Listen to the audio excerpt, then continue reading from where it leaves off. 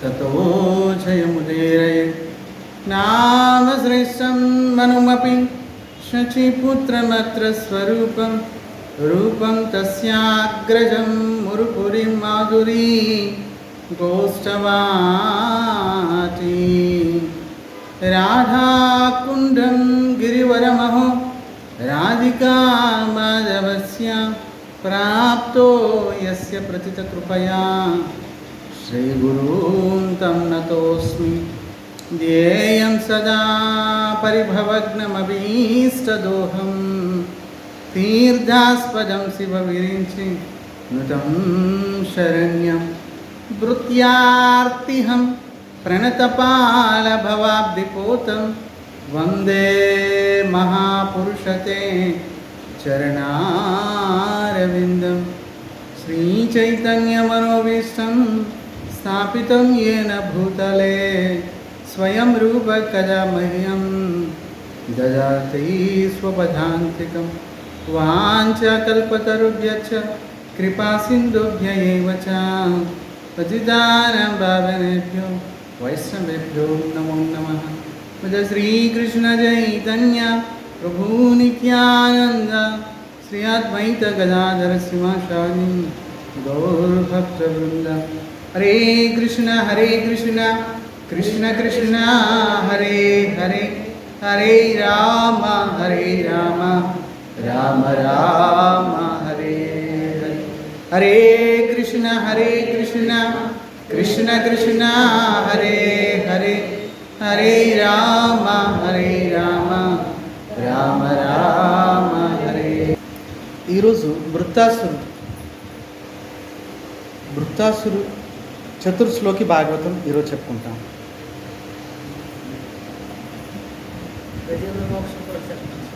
ఈరోజు అన్నీ వస్తాయి. ఈరోజు అన్నీ వస్తాయి.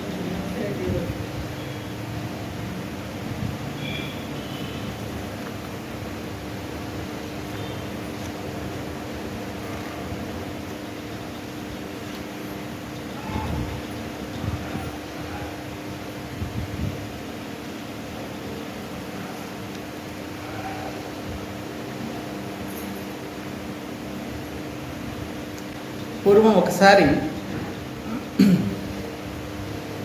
స్వర్గలోకంలో దేవతలు చాలా ఆనందంగా జీవిస్తున్నారు. ఆ సమయంలో ఆ స్వర్గలోకం యొక్క సభకి బృహస్పతి వచ్చారు, దేవతల యొక్క గురువుగారు. రోజు వస్తున్నారు, ఈరోజు కూడా వచ్చారు, సభకు విచ్చేస్తున్నారు. ఇంద్రుడు సింహాసనం మీద కూర్చున్నారు, దేవతలు కొంతమంది ఇటువైపు కొంతమంది ఇటువైపు.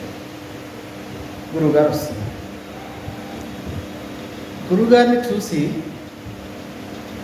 కొంతమంది లేచి నిలబడ్డారు, కానీ ఇంద్రుడు లేచి నిలబడ్డాడు.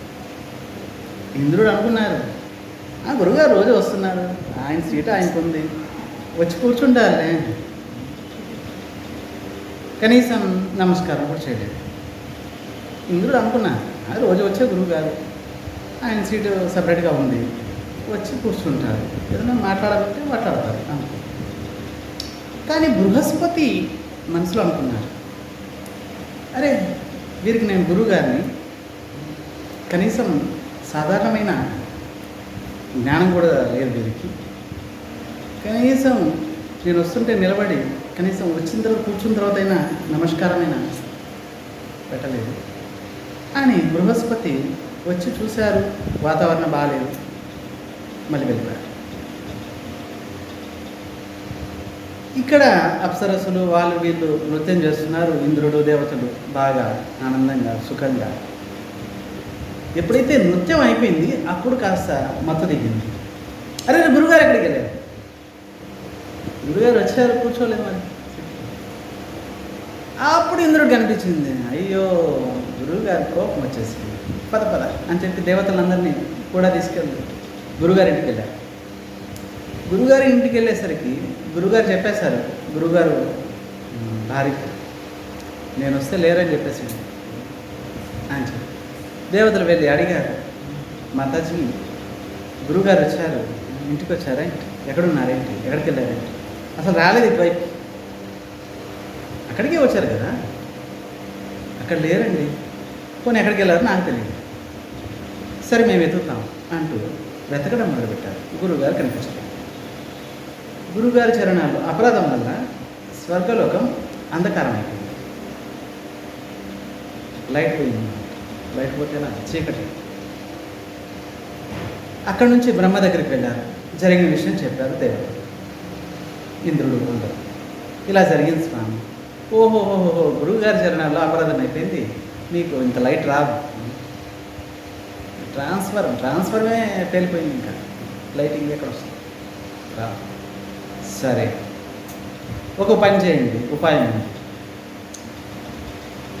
ఇంకొక ఆయన ఉన్నారు, త్వష్ట అనే ఆయన ఉన్నారు. ఆయన బ్రాహ్మణుడు, భార్య రాక్షసి. కనుక వాళ్ళ కుమారుడు విశ్వరూపుడు ఒక ఆయన ఉన్నారు. ఆయన మీరు గురుగారిగా టెంపరీగా పెట్టుకోండి, యజ్ఞయాగాదులు చేయండి, కాలం గడుస్తూ ఉంటుంది. తర్వాత గురువుగారు శాంతించిన తర్వాత వస్తారు, మళ్ళీ ఆయన కోసంలో చేస్తారు. సరే, మీరు చెప్పినట్టుగా చేస్తారు. అందరూ వెళ్ళారు. విశ్వరూపుడిని పిలిపించారు. అయ్యా, దయచేసి మా గురువుగారిగా ఉండండి అని. అప్పుడు విశ్వరూపుడికి ఇష్టం లేదు. అయినా కూడా సరే, దేవతలకు గురువు అవ్వడం చాలా గొప్ప విషయం, సరే నేను ఉంటాను అని చెప్పి గురువుగారిగా టెంపరీగా ఉన్నారు. యజ్ఞయాగాదులు చేస్తున్నారు. చేస్తుంటే ఈ కాలక్రమేణా ఏం జరిగింది, ఈయనకి 3 తలకాయలు ఉంటాయి అన్నమాట. ఒక తలకాయతోటి భోజనం చేస్తారు, ఇంకో తలకాయతోటి మంత్రాలు చదవడం, ఇంకో తలకాయతోటి సురాపానం, మందు, ఇలా. సరే, ఎప్పుడైతే యజ్ఞయాగాదులు చేసేటప్పుడు పెద్దగా అనేవారు దేవతలకి, ఇంద్రాయ స్వాహ, వరుణాయ స్వాహ, పవనాయ స్వాహ, ఇలా స్వాహ అనేవారు. చిన్నగా ఇంకొక ముఖంతో వాళ్ళ అమ్మగారు తరఫున స్వాహ చెప్పేవారు. వాళ్ళ అమ్మగారు రాక్షసి, వాళ్ళ కుటుంబం నుంచి వచ్చారు. అంటే రాక్షసులకి కూడా స్వాహ చెప్పేసేవారు చిన్నగా. పెద్దగా అందరికీ వినిపించేటట్లుగా ఇంద్రాయ స్వాహ, వరుణాయ స్వాహ, వామనాయ స్వాహ అని పెద్దగా వారికి వినిపించారు. ఎప్పుడైతే రాక్షసులకు కూడా స్వాహ వెళ్ళిపోతుంది, యజ్ఞయాగాదుల్లో భాగం వెళ్ళిపోతుంది, ఏదైతే ధర్మ విరుద్ధం. ఎప్పుడైతే దేవతలు కొంతమంది విని ఇంద్రుడు చెప్పారు, ఇంద్రుడు వచ్చారు, ఏం జరుగుతుంది ఇక్కడ? అయ్యా, మీరు పెద్దగా దేవతలు స్వాహ అంటున్నారు, మళ్ళీ చిన్నగా మీ అమ్మగారి తరఫున రాక్షసులు వాళ్ళకి స్వాహ చెప్పేసి. ఇంద్రుడు కోపం వచ్చేసి ఖడ్గంతో ఖండించేశారు. 3 శిరస్సులు, 3 తలకాయలు ఉన్నాయి, 3 శిరస్సులు ఖడ్గంతో ఖండించేశారు. ఖండించిన తర్వాత ఆయనకి బ్రహ్మహత్య తగ్గుతుంది. ఎందుకంటే బ్రాహ్మణుడైనా బ్రహ్మహత్య తగ్గుతుంది. సరే, అటు ఇటు తిరుగుతున్నారు, బ్రహ్మహత్య తగ్గుతుంది. మళ్ళీ తర్వాత విషయం ఇది గురువుగారు వచ్చారు, మరి శాంతమయ్యారు. గురువుగారికి చెప్పారు, ఇలా ఇలా బ్రహ్మహత్య తగిలింది స్వామి, ఇప్పుడు మేము అశాంతంగా ఉన్నాం, ఏం చేయాలి? సరే, గొప్ప యజ్ఞం చేద్దాం, ఇబ్బంది లేదు అని చెప్పి యజ్ఞం చేశారు. కాలక్రమేణా త్వష్ట కుమారుడు విశ్వరూపుడు, ఆయన కోపం వచ్చింది కదా, విశ్వరూపుడు వాళ్ళ తండ్రి ఒక యజ్ఞం చేస్తూ ఒక అద్భుతమైన ఒక రాక్షసుడిని ప్రకటన చేశారు. ఆయన వృత్తాసురుడు. వృత్తాసురుడు ప్రకటమయ్యారు. భయంకరమైన యుద్ధం జరిగింది దేవతలకి వృత్తాసురుడు. ఈ యుద్ధంలో వృత్తాసురుడు నిజంగా విజయమే పొందాడు. అయినా నిజానికి భగవంతుని స్తుతిస్తున్నారు యుద్ధ భూమిలో వృత్తాసురుడు, అద్భుతంగా స్తుతిస్తున్నాడు. ఈ వృత్తాసురుడు భాగవతం అని అంటారు.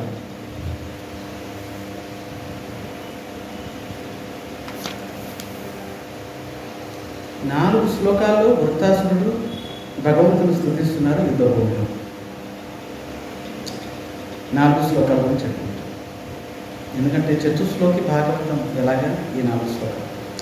అహం హరే తవ పాదైక మూల దాసానుదాసు భవితాస్మి భూయ मनस्मरेता सुपतेर्गुणांसे गुणीतवाक्कर्म करोतु कायः न नाकपृष्ठं न च पारमेष्ट्यं न सार्वभौमं न रसाधिपत्यं न योगसिद्धिः अपुनर्भवं वा समञ्जसत्वा विरहय्यकांक्षे अजातपक्ष इव मातरं खगा स्तन्यं यथा वत्सधराक्षुदार्थं प्रियं प्रियेव योषितं विषन्ना मनोरविन्दाक्षदिदृक्षतत्वं ममोत्तमश्लोकजनेषु सख्यं संसारचक्रे भ्रमतस्वकर्मभिः त्वन्माययात्मा जदगारगेहे శ్వాస్తప్తచిత్తస్య ననాథ పూజ. ఈ 4 శ్లోకాలు చాలా ఇంపార్టెంట్. భాగవతంలో చాలా ఇంపార్టెంట్. ఈ 4 శ్లోకాలతోటి వృత్తాసురుడు భగవంతుని స్తుతించారు యుద్ధభూమిలో. అహం హరే తవ పాదైక మూల. అహం నేను, హరే ఓ హరి, పాదైక మూల నీ పాదాల యొక్క ధూళిని నేను. దాసానుదాసో భవితాస్మి భూయ మీ యొక్క దాసుల యొక్క దాసుల యొక్క దాసులు. చూడండి, భగవంతుని యొక్క భక్తులు, స్వయంగా భగవంతుడు అంటున్నారు నా భక్తులు నన్ను పొందవచ్చు పొందకపోవచ్చు. స్వయంగా భగవంతుడు అంటున్నారు నా భక్తులు భక్తి చేసి నన్ను పొందవచ్చు, ఈ జన్మలో పొందకపోవచ్చు, కానీ నా భక్తుల యొక్క భక్తులు తప్పకుండా నన్నే పొందుతారు. చూడండి, అందుకే చైతన్య మహాప్రభు వారు దాసాను దాసాను దాసాను దాస గోపి భర్తృ పదకమయో దాసాను దాసాను దాసాను దాస అన్నారు చైతన్య. ఎందుకంటే భగవద్భక్తులు సాధన చేస్తారు. ఒకవేళ ఆ సాధనలో కాస్త కొరత ఉండొచ్చు, కానీ వారికి సేవ చేసే వాళ్ళ కొరత ఉండదు. భగవంతుడి దృష్టి భక్తుల కంటే భక్తులు ఎక్కువ సేవ చేసే వాళ్ళ మీద ఎక్కువగా దృష్టి పెట్టి నా భక్తులకి మీరు సేవ చేస్తున్నారు, మరి వారి సేవ చేయబట్టే కదా నా భక్తులు భక్తి చేస్తున్నారు. విషయం చూడండి, భగవంతుడి యొక్క ఆలోచన. నా భక్తులు కూర్చొని భక్తి చేస్తున్నారు అంటే వీరికి భక్తి చేయడానికి సహాయం చేసే వాళ్ళు కూడా గొప్పవాళ్ళు కదా. వారి సహాయం చేయబట్టే వీళ్ళు కూర్చొని భక్తి చేయగలుగుతున్నారు. కనుక వారి మీద ఎక్కువగా దృష్టి వెళ్తుంది భగవంతుడి దృష్టి. అందుకే దాసాను దాసాను దాసాను. ఇక్కడ వృత్తాసురుడు అంటున్నారు, స్వామి మీ దాసులు దాసుని మనస్మరేత సుపతేర్ గుణాంశే గుణనీత వాక్కర్మ కరోతు కాయ. నా మనసు ఎప్పుడు కూడా మీ యొక్క గుణాన్ని స్మరిస్తూ ఉండాలి ఎప్పుడు కూడా. చూడండి, భగవంతుడు ప్రార్థన చేసేటప్పుడు ఈ విధంగా మనం ప్రార్థన చేయాలి. స్వామి మాకేమొద్దు స్వామి, మాకేమొద్దంటే ఆయన ఏమి ఇవ్వరని కాదు, అవసరమైన ఇస్తారు, ఎవరు అరకపోయిన ఇస్తారు. ఎలా తల్లిదండ్రులు పిల్లలకి అవసరమైన ఇచ్చేస్తారు. పిల్లలు ప్రతిసారి అడగాల్సిన అవసరం, ఏం అవసరమో వారికి తెలుసు, వారు ఇస్తారు. అనవసరమైన అడుగుతారు, వారు ఎలాగో ఇవ్వరు. విషయం మనస్మరేత సుపతేర్ గుణాంశే మీ గుణాలను ఎప్పుడు స్మరిస్తుంటాం. గృణీత వాక్కర్మ ఈ వాక్కుతోటి ఈ వాణితోటి మీ గుణాన్ని గానం చేస్తూ ఉంటాను. కరోతు కాయ ఈ శరీరంతో సేవ చేస్తూ ఉంటారు. మరి సరే భగవంతుడు ప్రత్యక్షమయ్యారు. సరే ఇంతగా నువ్వు సేవ చేస్తాను, నువ్వు ఏం కావాలి, వరం కావాలి, కోరుకో. అప్పుడు ఏం కోరారు? ననాక పృష్టం న చపారనిశ్చయం న సార్వభౌమం న రసాధిపత్యం న యోగ సిద్ధి అపునర్భవం సమంజసత్వ విరహయ్యకాంక్షే. బ్రహ్మ పదవి వద్దు, గొప్ప గొప్ప పదవులు వద్దు, సార్వభౌమ పదవులు కూడా వద్దండి. రసాధిపత్యం కూడా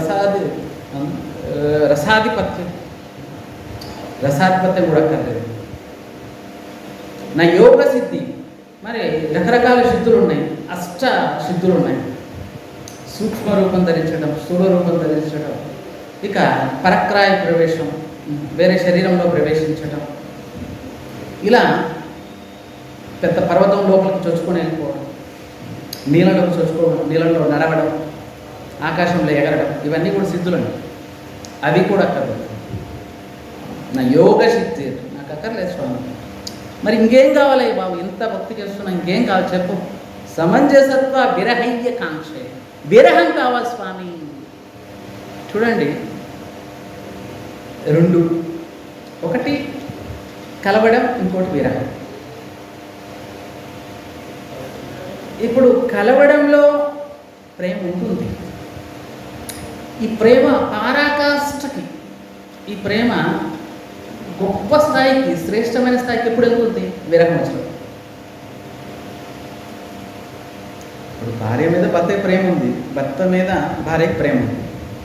మరి ఈ ప్రేమ ఎప్పుడు తెలుస్తుంది? ఎప్పుడు తెలుస్తుంది? భార్య కష్టాల్లో ఉన్నప్పుడు, భార్యకు ఒంట్లో బాగాలేనప్పుడు, భార్య కష్టాల్లో ఉన్నప్పుడు భర్త ఇంతకుముందు ప్రేమలాగా ప్రేమ చూపిస్తున్నాడా లేదా? కొన్ని భర్తకు ఒంట్లో బాగాలేదు, లేదా అవసరం, ఆ సమయంలో భార్య భర్తకు సేవ చేస్తుండాలి.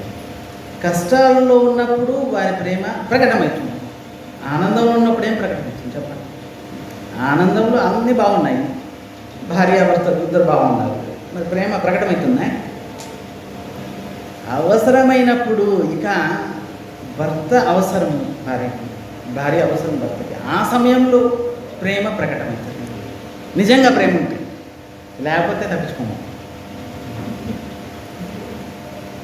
దూరంగా ఉన్నప్పుడు, ఏదో పని మీద వెళ్ళారు భర్త లేకపోతే భార్య, పుట్టింది, ఆ సమయంలో కూడా ప్రేమ అనేది ప్రకటమవుతుంది. అంటే కలుసున్నప్పుడు కంటే దూరంగా ఉన్నప్పుడు, అవసరమైనప్పుడు, ఆ సమయంలో ప్రేమ, దాన్ని విరహము అని అంటారు. విరహంలో ప్రేమ ఎక్కువగా ప్రకటమవుతుంది. విరహం. ఇక్కడ చూడండి, భృతాసురుడు ఏం కోరుతున్నారు? విరహం కోరుతున్నారు. స్వామి విరహం కావాలా? విరహమే. శ్రీమతి రాధారాణి విరహాన్ని కోరింది. అందుకే స్వామి 100 సంవత్సరాలు వెళ్ళిపోయారు ద్వారక, బృందావనం వదిలేసి. విరహంలోనే ఎక్కువ ఆనందం. ఎందుకంటే చూడండి, మనమే ఎవరినైతే ప్రేమిస్తామో, ఎవరినైతే స్నేహంతో చూస్తామో, ఆ వ్యక్తి పక్కన ఉన్నప్పుడు కంటే ఆ వ్యక్తి దూరం ఉన్నప్పుడే ప్రేమ అధికంగా ఉంటుంది. పక్కన ఉన్నప్పుడు పెద్దగా స్మరించరు, ఎందుకంటే పక్కనే ఉన్నారు కదా. ఏ వ్యక్తిని అయితే మనం ప్రేమిస్తున్నామో ఆ వ్యక్తి పక్కనే ఉన్నారు, అవసరమైన ఇస్తున్నాం అంతే. పెద్దగా 24 గంటలు ఏం స్మరించు, ఎందుకంటే పక్కనే ఉన్నారు కాబట్టి. మరి అదే వ్యక్తి ఎవరైతే ప్రేమిస్తున్నా ఆ వ్యక్తి దూరంగా ఉన్నాడు, మరి 24 అవర్స్ ఆయన చింతే వస్తుంది. కూర్చున్నా, పడుకున్నా, నిద్రపోతున్నా, అరే ఏం చేస్తున్నారు, తిన్నారో లేదు, పడుకున్నారో లేదు, ఒంట్లో బాగుందో లేదు, ఈ విధంగా విరహంలోనే తలచుకోవడము, స్మరించడము ఎక్కువగా జరుగుతుంది. అందుకే ఇక్కడ భృతాసురుడు, స్వామి నాకు విరహం కావాలి స్వామి. అజాత పక్ష ఇవ మాతరఖగా స్తన్యం యథావసతరక్షుదార్థ ప్రియం ప్రియేవ విజితం విషన్న మనోరవిందాక్షతి దృక్షతేత్వం. మరి ఎటువంటి విరహం కావాలి స్వామి అడుగుతున్నారు. సరే విరహం కావాలన్నావు, ఎటువంటి విరహం కావాలి? అజాత పక్ష ఇవ మాతరంఖగా. పక్షులు చూడండి, చిన్న చిన్న పక్షులు అప్పుడే చిన్నగా ఎగరటం, మాట్లాడటం అని అప్పుడే నేర్చుకుంటున్నారు. పాపం తల్లిదండ్రులు ఆహారం కోసము చిన్న చిన్న పిల్లలు వదిలేసి వెళ్ళిపోతారు, చాలా దూరం తల్లిదండ్రులు వెళ్ళిపోయారు. పాపము చిన్న చిన్న పక్షులు పాపం మాటలు నేరుస్తున్నాయి, అప్పుడప్పుడు ఎగురుతున్నాయి, ఎక్కడికి వెళ్ళలేవు పాపం. ఆహారం కోసం ఎక్కడికి వెళ్ళలేవు. తల్లిదండ్రులు తీసుకొచ్చి ఆహారం ఇస్తేనే కాస్త తినగలరు, లేకపోతే వెళ్ళలేదు పాపం. చిన్న చిన్న పక్షులు ఏం చేస్తాయి? ఉదయం వెళ్ళిపోతారు తల్లిదండ్రులు. ఈ చిన్న చిన్న పక్షులు చిక్ చిక్ చిక్ చిక్ చిక్ ఎప్పుడు వస్తాయి మా తల్లిదండ్రులు, ఎప్పుడు వస్తారు అని చెప్పి రోజంతా వస్తున్నాను. ఎప్పుడైతే కాస్త సంధ్యా సమయంలో బతుకుకిన తర్వాత అప్పుడు తల్లిదండ్రులు ఆహారం తీసుకుని అప్పుడు పరిగెత్తుకుంటూ వస్తే అప్పుడు రాగానే మళ్ళీ అరుస్తాయి. మీ అంగారం ఆ రోజు వరకే అరుస్తారు. తల్లిదండ్రులు రాగానే ఎందుకు అరుస్తారు? వాళ్ళు రాగానే కాస్త ముక్కుతోటి కాస్త ఆహారం పెట్టగానే తినేసి పడుకుంటారు. తల్లిదండ్రుల్ని పిలుస్తారు రోజంతా, ఎందుకంటే కనిపించడం లేదు కాబట్టి. మళ్ళీ కాస్త సంధ్యా సమయంలో పొద్దుకి రాగానే ఇంకా వచ్చిన తర్వాత ఇంకేం లేదు, వచ్చేస్తారు అని చెప్పి దగ్గర చేర్చుకుంటారు. ఇటువంటి విరహం. అప్పుడు భగవంతుడు అన్నారు, ఇది ఆకలి విరహం. ఆకలి వేసింది, అరిచారు, ఆకలి తీరింది, ఇంక పడుకుంటారు, అయిపోయింది. ఇదేంటి విరహం? మరి ఇంకోటి చెప్తున్నారు, స్తన్యం యథావస్థతర క్షుధార్థ. ఇది కూడా ఆకలి. చిన్న లేగదూడ, ఆవు వెళ్ళిపోయింది పొలాలకి మేయడానికి. పాపం వెళ్ళేటప్పుడు లేగదూడ ఏం చేస్తుంది, అమ్మ నుండి విరహం అయిపోయింది, అమ్మ వెళ్ళిపోతుంది. మరి లేగదూడ నన్ను కూడా వదిలేసేయండి, నేను కూడా వెళ్తాను అని చెప్పి కట్టేసిన ఆ యొక్క తాండు కూడా పెరికేయడానికి ప్రయత్నిస్తుంది. మెల్లమెల్లగా తల్లి ఎటువైపు వెళ్ళిపోయిందో అటువైపు చూస్తూ అరుస్తూ ఉంటుంది. మళ్ళీ పొద్దుగోకిన తర్వాత మళ్ళీ తల్లి రాగానే కాస్త పాలు తాగేసి మళ్ళీ పడుతుంది దూడ. మరి ఇది కూడా ఆకలి. మొట్టమొదట అది భయంగా చిన్న పిల్లలు పక్షి పిల్లలు అరుస్తాయి, ఇది ఆకలి. మరి ఇది విరహమా ఏంటి అన్నారు భగవంతుడు. ఇక మూడోది చెప్తున్నారు చూడండి, ఇది భయంకరమైన విరహం. ప్రియం ప్రియేవా విషితం విషన్న. ఇది భయంకరమైన విరహం. ఎలా? ప్రేయసి, ప్రియురాలు ఉన్నారు, ప్రియుడు ఉన్నారు, ఇద్దరు. సరే, వివాహమైంది కొత్తగా ఇద్దరు. వివాహమైన తర్వాత ఒక 4 రోజులు 5 రోజుల తర్వాత ప్రియుడు అన్నారు, సరే ఎప్పుడు ఇంట్లో కూర్చుంటే మరి సంసారం ఎలా గడుస్తుంది, నేను దూరంగా వెళ్ళాలి, దూరదేశానికి వెళ్ళాలి, అక్కడ కాస్త వ్యాపారం చేసి డబ్బు సంపాదిస్తే మన సంసారం గడుచుద్ది. మరి ఇంట్లో కూర్చుంటే గడుచుద్దా ఏంటి, రేపు ఉదయం నేను వెళ్ళాలి అని చెప్పారు ప్రియుడు. పాపం ప్రియురాలు, ఏమంటే మీరు తప్పకుండా వెళ్ళాలా? వెళ్ళాలి, తప్పదు. కనీసం ఒక 4 రోజులన్నా అక్కడ వెళ్ళి వ్యాపారం చేసి డబ్బు సంపాదించారు. మరి ఇంట్లో కూర్చుంటే కుదరదు. పాపము ప్రియురాలు చదువుకున్న ఆవిడ కాదు, నిరక్షరాస్త్రాలు, ఏం చదువు బొత్తిగా లేదు. స్వామి 4 రోజులు అంటున్నారు, 8 రోజులు, 4 రోజులు అంటే 8 రోజులు ఏంటి? 4 రోజులు అంటే తెలియదా నీకు? 30 రోజులు. 30 రోజులు అంటే ఎన్ని రోజులు స్వామి? ఎప్పుడు వస్తాను మీరు? నాకేమన్నా కదా. సరే, భర్త వెళ్ళేటప్పుడు ప్రియుడు ఏం చేశారు, 30 గీతలు గీశారు గోడ మీద, 1 2 3. తెల్లవారుజామునే ఒక గీత తుడిపేసేది. ఇలా తుడిపేసుకుంటూ వెళ్ళు, తెల్లవారుగానే. ఎప్పుడు చివర ఒక్క గీత ఉంటుంది, తుడిపేస్తావు, అప్పుడు వచ్చేస్తావు. ఓహో, అలాగే స్వామి, అయితే సరే స్వామి. పాపం భర్త వ్యాపారం చేయడానికి బయలుదేరారు. పాపం ఈవిడ బాధపడుతుంది, ఎప్పుడు వస్తారో ఏమో. సరే ఉదయాన్నే కాగానే పరిగెత్తుకుంటూ వెళ్ళి ఒక గీత తుడిపేసేది. ఎప్పుడు తెల్లవారుతుందా? ఇది విరహం, భయంకరమైన విరహం. ఎప్పుడు తెల్లవారుతుందా? పగలంతా చూస్తుంది, పొద్దుగొక్కుతుంది, ఇక నిద్ర పట్టదు. రాత్రంతా నిద్ర పట్టడం లేదు. తెల్లవారేది ఎప్పుడు? కాస్త తెల్లవారు కానీ పరిగెత్తుకుంటూ వెళ్ళి ఒక గీత తుడిపేసేది. అమ్మాయి ఇంకేమున్నాయి, లెక్క పెట్టడం కూడా తెలియదు ఆవిడ, ఎందుకంటే నిరక్షరాస్త్రాలు.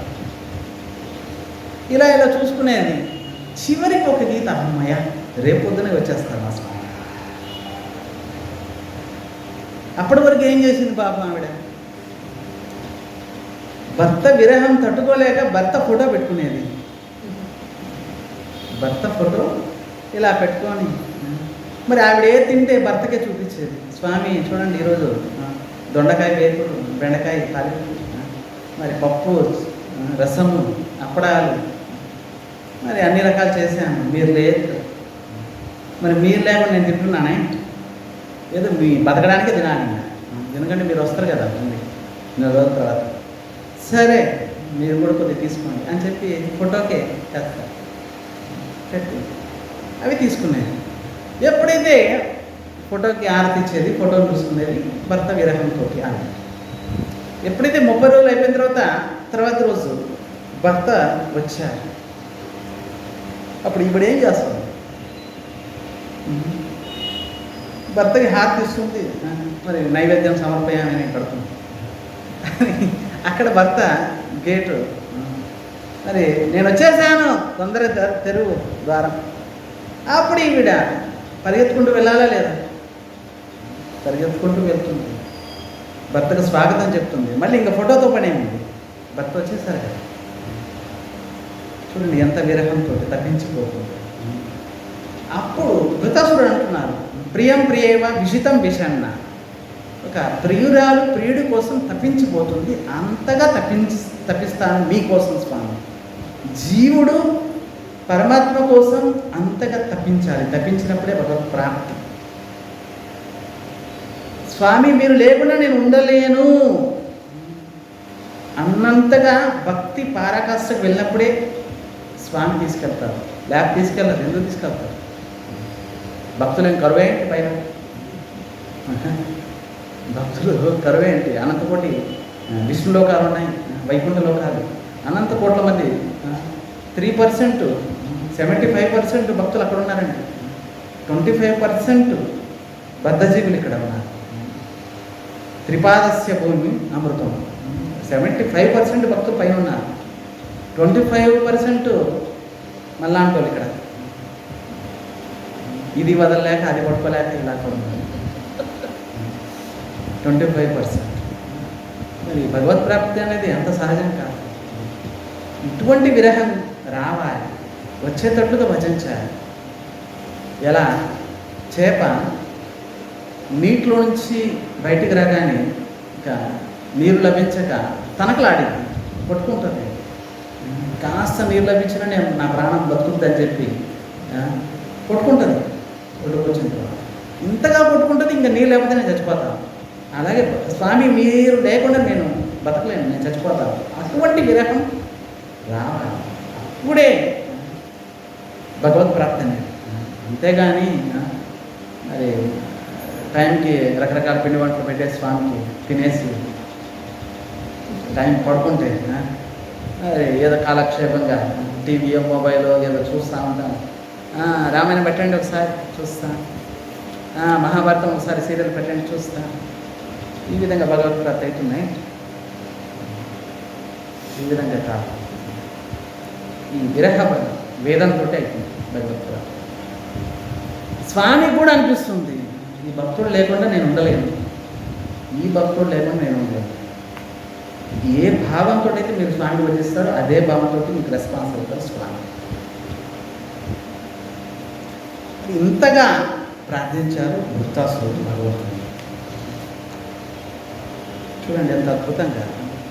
మరి ఈ స్తుతి వినంగానే పరీక్షిత్ మహారాజు ఆశ్చర్యపోయారు. సుఖదేవ గోస్వామి చెప్తున్నారు, పరీక్షిత్ మహారాజు వింటున్నారు, ఆశ్చర్యపోయారు. స్వామి ఒక రాక్షసుడు యుద్ధ భూమిలో ఈ విధంగా భగవంతుని ప్రార్థించడం ఏంటి? ఆశ్చర్యంగా ఉంది.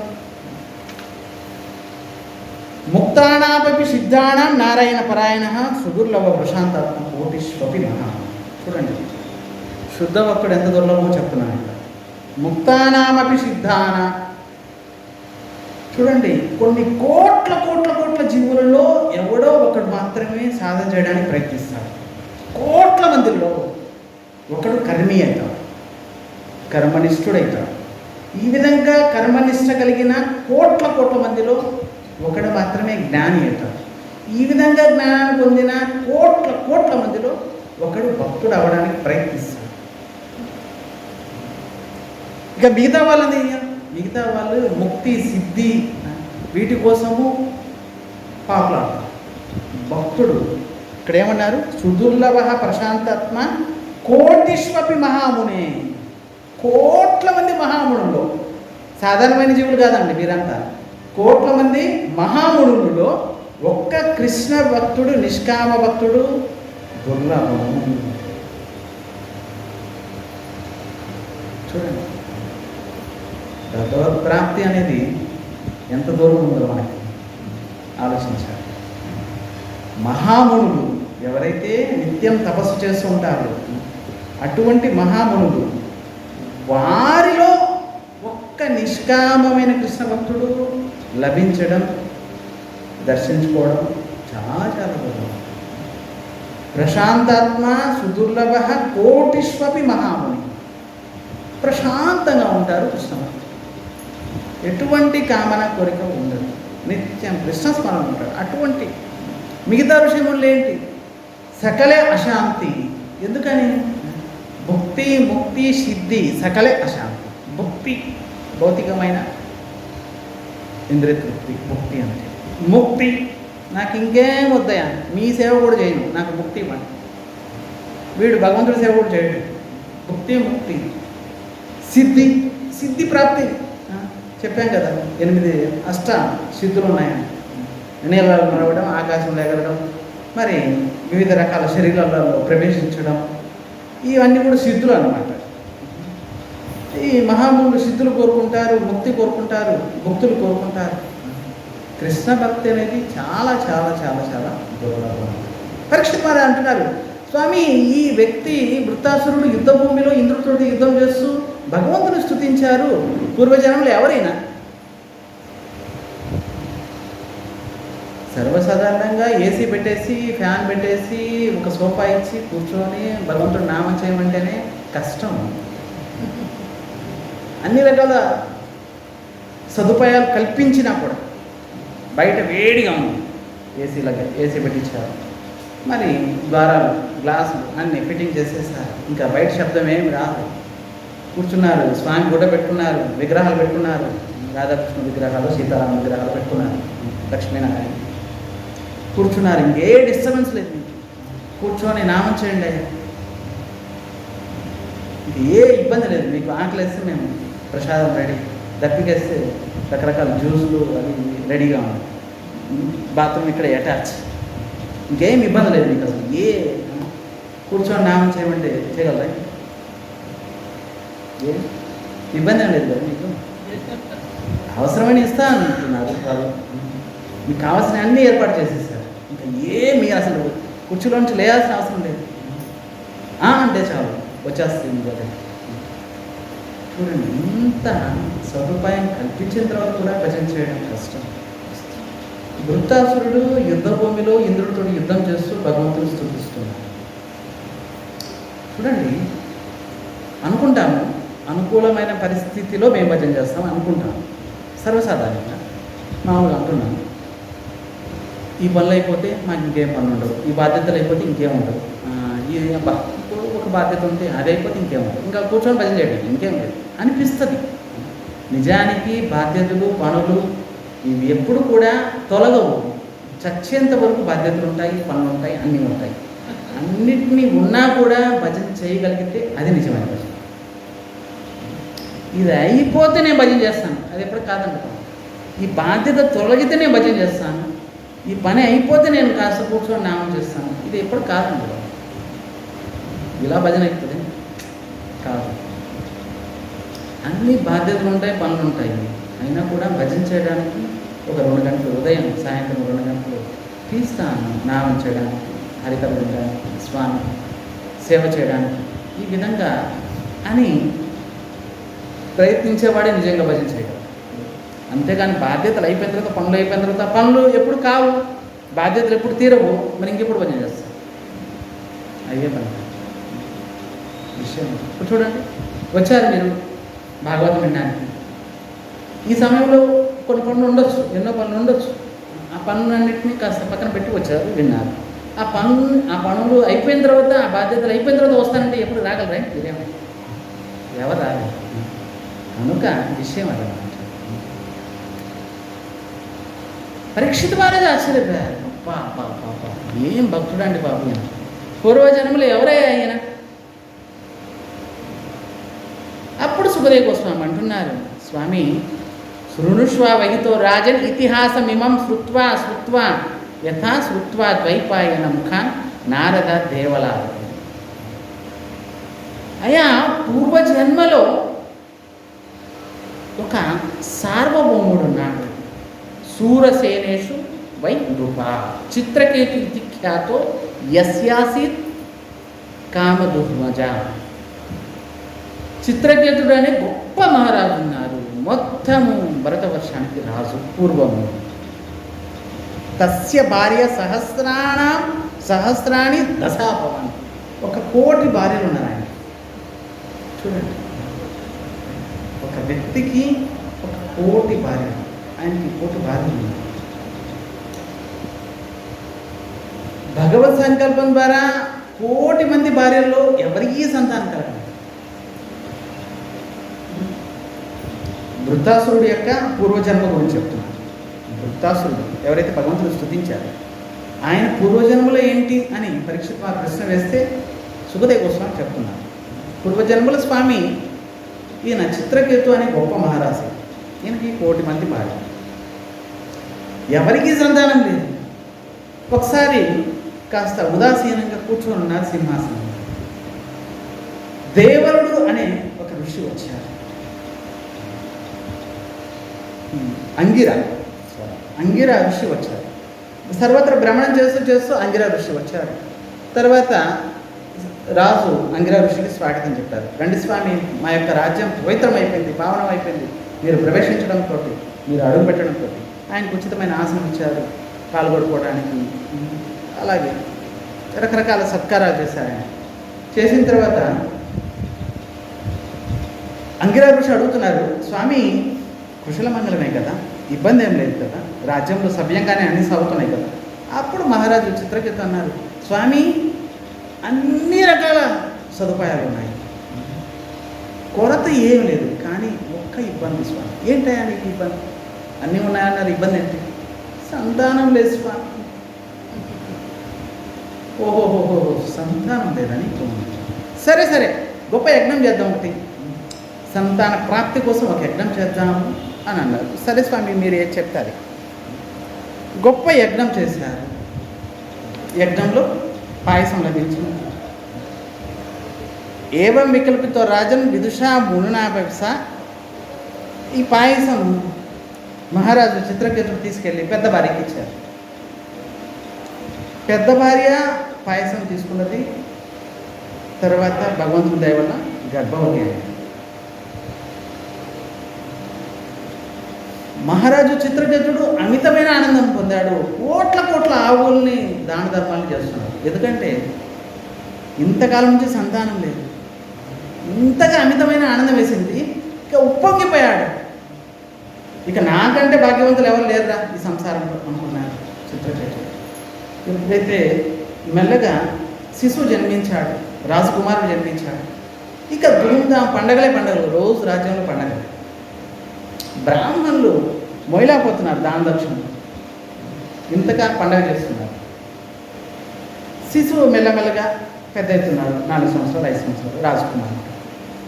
కానీ విషయం ఏంటంటే మిగతా భార్యలు ఉన్నారే వారికి అసూయ కలిగింది. ఎందుకంటే చిత్రకేతుడు మరి పెద్ద భార్య మీద ఎక్కువగా ప్రేమ చూపిస్తుంది. ఎందుకంటే ఆవిడికే కదా కుమారుడు జన్మించింది. పెద్ద భార్య మీద ఎక్కువగా ప్రేమ చూపిస్తున్నారు. మిగతా వాళ్ళు చూస్తున్నారు, అసూయ కలిగింది. అరే మమ్మల్ని అసలు పట్టించుకోవడం లేదు మహారాజు, దాసి కంటే హీనంగా చూస్తున్నారు మమ్మల్ని. అరే కారణం ఏంటి? ఆవిడ సంతానం కలిగారు, మాకు లేదు. సరే వీరందరూ కలిసి ఏం చేశారు? పిల్లవాడికి విషం పెట్టారు.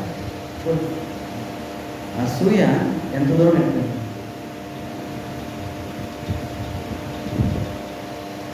లోభం, ఈర్ష్య, అసూయ, అసూయ పైన ఈర్ష్య, మరి ఇవన్నీ చాలా డేంజర్. చూడండి, నాకు లేని వస్తువు మీ దగ్గర ఉంది, అసూయ కలిగింది. ఈవిడికైనా నాకెందుకు లేదు. ఇంకాస్త ఈ అసూయే తారాస్థాయికి వెళ్ళిపోయింది. అప్పుడేంటి, ఎప్పుడైనా ఇవి లేనప్పుడు ఒక రాయి తీసుకొని కొట్టేస్తాను, పగల కొట్టేస్తాను. ఏసీ కార్లో వెళ్తున్నారు, చూడగానే అసూయ కలిగిన ఈవిడికే ఏసీ కార్. తర్వాత నాకు కూడా కలిగితే బాగుంటుంది అనుకోవడం మంచిదే, బాగలేదు. కానీ ఈవిడికే ఉండాలా? సరే 2 రోజులు 3 రోజులు చూసాను, ఎవరు లేనప్పుడు ఒక రాయి తీసుకొని కొట్టేస్తాను, గ్లాసు పగల కొట్టేస్తాను, సరిపోదు పీడవదు అని చెప్పి రాయి తీసుకొని కొట్టేస్తాను. చూడండి, ఈవిడికేనా అనుకోవడం ఒకటి, ఈవిడికి కూడా ఉండకూడదు. నాకు లేని వస్తే ఈవిడికి ఇలా అయిపోతుంది. మరి ఇక్కడ వీరందరూ కూడా విషయం పెట్టి చంపేస్తారు. పిల్లవాడు పడుకున్నట్టే ప్రాణం పోయింది. పాపం అమ్మగారు చూశారు, పెద్ద భార్య, ఉదయం నుంచి పడుకున్నారు పిల్లవాడు, సరే ఎందుకు పడుకున్నవాడిని ఎందుకు లేపడం అని చెప్పి గమ్మున్నారు. పాపం దాసి వచ్చింది, చూసింది, కానీ ఉదయం నుంచి చేతులు కాలు కలవకుండా ఎలా పడుకున్నాను. ఒకసారి లేపడానికి ప్రయత్నించింది, బాబు లేయి, రాజకుమారుడు లేయి అని చెప్పి లేకుండా ప్రయత్నించింది. ఇప్పటికే కళ్ళు పేలగా అయిపోయాయి, ప్రాణం లేదు. వెంటనే దాసి బోరు అని పెద్దగా వచ్చింది. రాజకుమారుడు పెద్దపాడి వచ్చారు, ఇలా అందరూ వచ్చారు. రాజకుమారుడు వచ్చారు. రాజకుమారుడు వచ్చి ఇంకా మూర్ఛితమై పడిపోయాడు. చూడండి, అసలు మీ దగ్గర ఒక్క రూపాయి కూడా లేదు, కోట్లు వచ్చి పడ్డాయి. పడిన తర్వాత రోజే ఆ కోట్లు తీసుకెళ్ళిపోయారు మీ దగ్గర నుంచి. ఎంత భయంకరంగా గ్రంథన చేస్తారు, ఏడుస్తారు. అసలు ఏమీ లేకపోతే బాధ లేదు, ఏమీ లేవని చెప్పి మొత్తం అన్నీ ఒకేసారి వచ్చిన తర్వాత వచ్చినాయి మళ్ళీ పోతే బాధ, భయంకరమైన బాధ. మరి ఇక్కడ రాజకుమారుడు, ఇంతకుముందు రాజకుమారుడు లేడు, చిత్రకేతు రాజాకి రాజకుమారుడు లభించారు అంగిర ఋషి కృప వల్ల. ఇప్పుడు ఈయన ప్రాణాలు లేవు. ఇంత మహారాజు ఇంతగా ఏడుస్తున్నాడు, ఆ ముకుటం కూడా కింద పడిపోయింది, మొత్తం కేశాలన్నీ కూడా వికలితమయ్యాయి. ఇంతగా ఏడవడం మొదలుపెట్టాడు. ఇంతగా ఏడ్చారు, మొత్తము 14 లోకాలు వ్యాపిస్తుంది ఈ ఏడు. ఇంతగా ఏడుస్తున్నారు అందరూ. అప్పుడు నారదుని విన్నారు ఏడుపు. అరే రే, ఏడుపు ఎక్కడి నుంచి వస్తుంది? ఫలానా నుంచి. ఆ నారదుని అంగిరా ఋషి ఇద్దరు వచ్చారు. రాగానే మహారాజు అంగిరా ఋషిని కూడా గుర్తించలేకపోయాడు. చూడండి, ఇంతగా బాధ దుఃఖంలో ఉన్నాడు. ఎవరైతే పుత్రుడిని ప్రదానం చేశాడో యజ్ఞం చేసి ఆయన కూడా గుర్తించలేకపోయాడు. అప్పుడు నారదుని అన్నారు, రాజా ఈయన కాస్త గుర్తుపట్టావా లేదా? ఎవరు స్వామి మీరు? అయ్యా, మీకు పుత్రుడిని ప్రదానం చేసింది యజ్ఞం చేసి ఈయనే కదా, అంగిరా ఋషి. అంగిరా ఋషి గారా? స్వామి క్షమించండి, మిమ్మల్ని గుర్తుపట్టలేకపోయాను. ఏంటి మీరు? స్వామి ఇది విషయం, లేక లేక కలిగాడు ఒక సంతానం రాజకుమార్. ఎంత ప్రేమగా, ఎంత ఒక్క క్షణం కూడా వీడిని చూడకుండా వెళ్ళలేకపోయేవాడిని. మరి ఎప్పుడైనా సరే కాస్త ముందుకెళ్ళేటప్పుడు కూడా మళ్ళీ చూసి వెళ్ళేవాడిని. మరి విషయం ఇది, ప్రాణం లేదు. మరి ఇంకా నేను జాడనుకు తప్ప ఇంకేం చేయాలి? అప్పుడు నారదుడు ఏం చేశారు? ఓహో, పిల్లవాడు చనిపోయాడా? సరే సరే. వెంటనే ఆత్మని పిలిపించారు నారదుడు. ఆత్మని పిలిపించి మళ్ళీ శరీరంలో ప్రవేశపెట్టించారు. మళ్ళీ నిద్రలో నుంచి లేచినట్టుగా పిల్లవాళ్ళు లేచారు. మరి ఆత్మతోటి నారదుడు అందరూ వింటున్నారు. మొత్తం రాజ్యంలో ప్రజలు, వాళ్ళు వీళ్ళు అందరూ కూడా వింటున్నారు. నారదుడు ప్రశ్న వేస్తున్నారు, అయ్యా ఎందుకు వెళ్ళిపోయావా స్వామి? మీకోసమే కదా వీళ్ళందరూ ఏడుస్తున్నారు, వేల మంది. రాజకుమారుని చూడు, మీ అమ్మగారిని చూడు, మీ అందరిని చూడండి, ఎందుకు వెళ్ళిపోయారు మీరు? మీ తల్లిదండ్రులు చూడండి, ఏడుస్తున్నారు. అప్పుడు ఆ జీవుడు అంటున్నారు, స్వామి ఏ జన్మ తల్లిదండ్రుల గురించి చెప్తున్నాను? కోట్ల కోట్ల జన్మలు అయిపోయాను. నేను ఏ జన్మ తీసుకున్నా కూడా నా తల్లిదండ్రులు వస్తున్నారు. కుక్క, పిల్లి, నక్క, చెట్టు, చేమ, పక్షి, ఏ జన్మ తీసుకున్న తల్లిదండ్రులు ఉన్నారు. మరి ఏ తల్లిదండ్రుల గురించి చెప్తున్నారు? స్వామి ఇప్పుడే కదా మీరు జన్మించారు, కాస్త పెద్దయ్యారు, ఇదిగో మీ ఎదురుగానే మీ తల్లిదండ్రులు ఏడుస్తున్నారు. నాకు తల్లిదండ్రులు ఎవరు లేరు స్వామి. జీవుడు అంటున్నాడు, నిజానికి శరీరానికి పుట్టుకు కారణం అయి ఉండొచ్చు, కానీ ఆత్మకి కారణం కాదు కదా. ఏ జన్మ గురించి చెప్తున్నారు మీరు? పోనీ నువ్వు వెళ్ళిపోయావు ఎందుకు? నా కర్మానుసారంగా, నా ప్రారంభానుసారంగా ఎన్ని సంవత్సరాలు, ఎన్ని రోజులు ఎక్కడ ఉండాలి అక్కడ ఉన్నాను. ప్రారంభం అయిపోయింది, మళ్ళీ ఇంకొక శరీరానికి వెళ్ళిపోతున్నాను.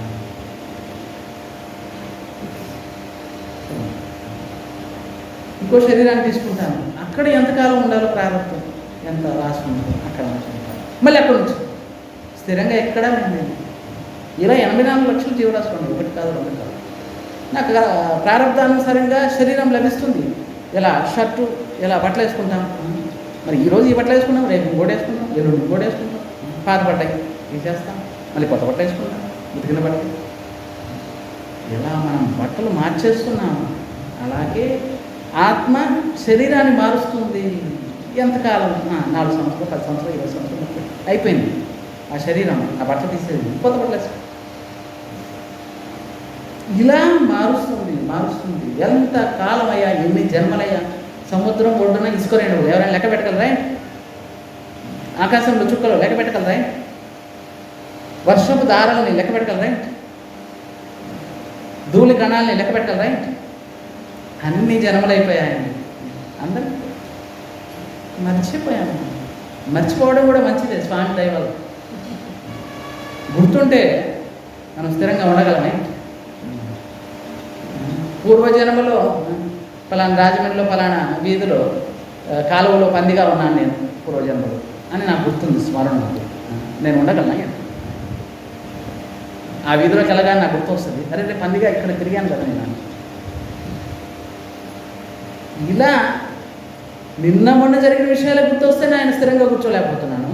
ఇంకా పూర్వజన్మ ఆ పూర్వం అన్ని జన్మలు వచ్చేస్తే ఇక తలపోటు రాక ఇంకేం వస్తుంది చెప్పండి. స్థిరంగా ఏమని చేయలేదు. స్వామి దయ వల్ల శరీరం వదలగానే అన్ని మర్చిపోతారు. ఎవరో భాగ్యవంతుడు, భగవద్భక్తులు, మహాత్ములు, వారికి కాస్త స్మరణ ఉంటుంది, లేకపోతే లేదు. మరి ఇంత గొప్ప భక్తుడు పూర్వజన్మలో చిత్రకేతుడు. సరే, తర్వాత నారదమునికి జ్ఞానం ఇచ్చారు. చూసారా, ఈయనంటున్నారు నాకే తల్లిదండ్రులు లేరని, మీరేమో బోరు నేడుస్తున్నారు. ఎప్పుడైతే జీవుడు చెప్పే మాటలు వినేసరికి ఈ మహారాణి మహారాజు వాళ్ళు అక్కడ ఉన్న వాళ్ళు అనవసరంగా ఏడుస్తున్నాం వీడి కోసం. వీడు అంటున్నాడు ఏ తల్లిదండ్రులు నాకు లేరని, అనవసరం అన్ని పనులు వదిలేసి వీడి కోసం ఏడుస్తున్నాం అని చెప్పి రాజు రాణి అందరూ లేచి వెళ్ళిపోతున్నారు. నిజానికి ఏడుస్తున్నారు శరీరం కోసం, ఆత్మ కోసం కాదు. శరీరం అక్కడే ఉంది, ఎక్కడికి పోలేదు.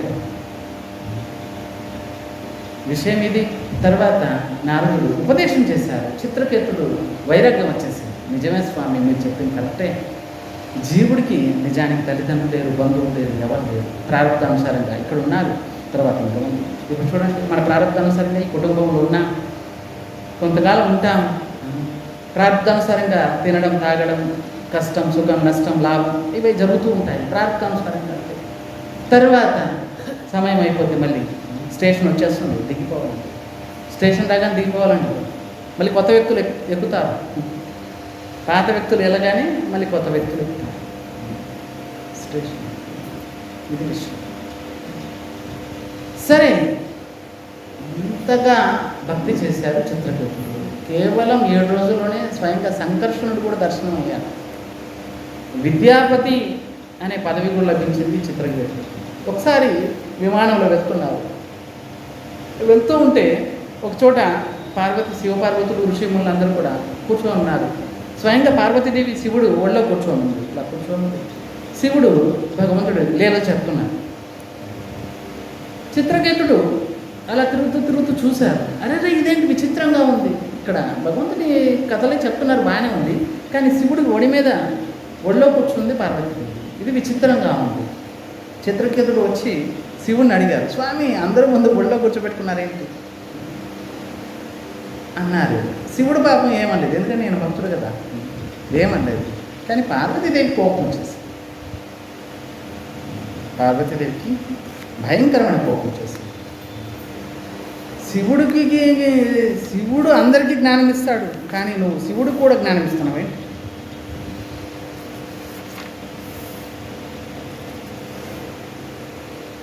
భయంకరమైన కోపం వచ్చేసింది. వెంటనే నువ్వు రాక్షసుడు అని చెప్పి శాపం ఇచ్చింది. శాపం ఇచ్చిన తర్వాత కూడా చిత్రకేతుడు ఏం భయపడలేదు, ఎందుకంటే భగవద్భక్తుడు. మరి ఇద్దరికి ప్రణామం చేసి అక్కడి నుంచి విమానం లేదు. అప్పుడు పార్వతీదేవి ఆశ్చర్యపోయింది, ఏం స్వామి ఇంత భయంకరమైన శాపం ఇచ్చిన తర్వాత కూడా ఈ వ్యక్తి ఏమీ అనలేదు, నాకు ప్రణామం చేసి వెళ్ళిపోతున్నాడు. అప్పుడు శివుడు అంటున్నాడు, చిత్రకేతుడు భగవద్భక్తుడు, ఇంత శక్తివంతుడు, తిరిగి శాపం కూడా ఇవ్వగలడు నీకు, అయినా కూడా నీకు శాపం ఇవ్వలేదు. ఎందుకంటే నారాయణ పరా సర్వే నా కుతచ్చన బిభ్యతి స్వర్గ పవర్గ నరకేశ్వపి తుల్యార్థ దర్శన. భగవంతుడి యొక్క విశుద్ధమైన భక్తుడు లక్షణాలు ఏవి? వారికి డబ్బునా లేకపోయినా, కష్టమైన సుఖమైన, లాభమైన నష్టమైన, వాడు ప్రశాంతంగా కూర్చొని నామం చేసుకుంటాడు. వాడికి నష్టం కలిగించిన వాళ్ళ మీద కూడా కోపం ఉండదు, పోనీ వాడికి సుఖం కలిగించిన వాళ్ళ మీద కూడా ఆప్యాయత, ప్రేమ ఉండదు. ఎప్పుడు ఒకేలా ఉంటాడు, స్థిరమైన బుద్ధి ఉంటుంది. తిరిగి శాపం ఇవ్వగలడు, కానీ ఇవ్వలేదు అని చెప్పి నారాయణుని యొక్క భక్తులు కూడా, భక్తులు అంటేనే ఇలాగ ఉంటారు. వారు సర్వశ్రేష్టమైన స్థితిలో ఉంటారు. వారు ఎప్పుడు కూడా స్థిరమైన మతి ఉంటుంది, మనసు స్థిరంగా ఉంటుంది. వారికి శత్రువులు ఎవరు ఉంటారు, అలాగని మిత్రులు కూడా ఎవరు ఉంటారు. వారు ఎప్పుడు కూడా భగవంతుడిని భజన చేస్తూ ఉంటారు అని చెప్పి శివుడు జ్ఞానం ఇచ్చారు. నరకంలో వేసినా కూడా వాళ్ళకేం భయం లేదు భగవద్భక్తులు, ఎందుకంటే అక్కడ కూర్చున్నా కూడా హరే కృష్ణ హరే రామ అంటారు. నరకం వెళ్ళినా కూడా హరే కృష్ణ హరే రామ అంటారు. స్వర్గం వెళ్ళినా హరే కృష్ణ హరే రామ, ఎక్కడికి వెళ్ళినా కూడా. సో పరీక్షిత్ మరి అడిగిన ప్రశ్నకి సమాధానం ఇదన్నమాట. పూర్వజన్మలో చిత్రకేతు అనే గొప్ప మహారాజుగా ఉన్నారు. ఇక మిగతా విషయాల గురించి మనం చెప్పుకుంటాం. ఇంతటితోటి వృత్తోపాఖ్యానం, చిత్రకూట ఉపాఖ్యానం అయిపోయింది. సప్తమ స్కందంలో ప్రహ్లాద చరిత్ర. ఒకసారి Naradamuni Yudhishthir Maharaj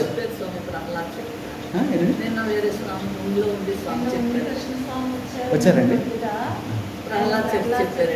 very good, very good. Prahlad చరిత్ర చెప్పేశారు. సరే, ఊరికే టచ్ చేసి ఫార్మల్ టచ్ చేసి వెళ్ళిపోతాం. నిన్న వచ్చారు. ఎన్ని గంటలకు వచ్చారు స్వామి? ఉదయం 10 గంటలకు వచ్చారు. Very good.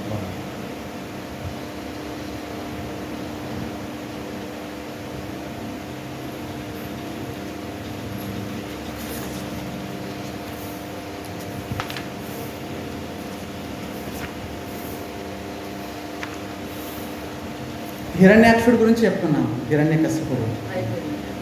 హిరణ్యకశిపుడు గొప్ప తపస్సు చేశాడు. ఇంతగా తపస్సు చేశాడు, స్వయంగా బ్రహ్మ ప్రత్యక్షమయ్యాడు. ఏం కావాలి కోరు స్వామి, నాకు మృత్యువే వద్దు, నాకు చావే ఉండదు. బ్రహ్మ అన్నారు, కొంతకాలమైన తర్వాత నేను కూడా చచ్చిపోతాను, నాకు కూడా ఆయుష్ తీరుతుంది, మరి నాకు లేని నీకు ఎలా ఇస్తాను? స్వామి ఏదో విధంగా ఆలోచించి ఇచ్చేసాను, ఇంత గొప్పగా నేను తపస్సు చేశాను. సరే సరే, కాస్త హిరణ్యకశిపుడు కాస్త తెలివిని ఉపయోగించాడు.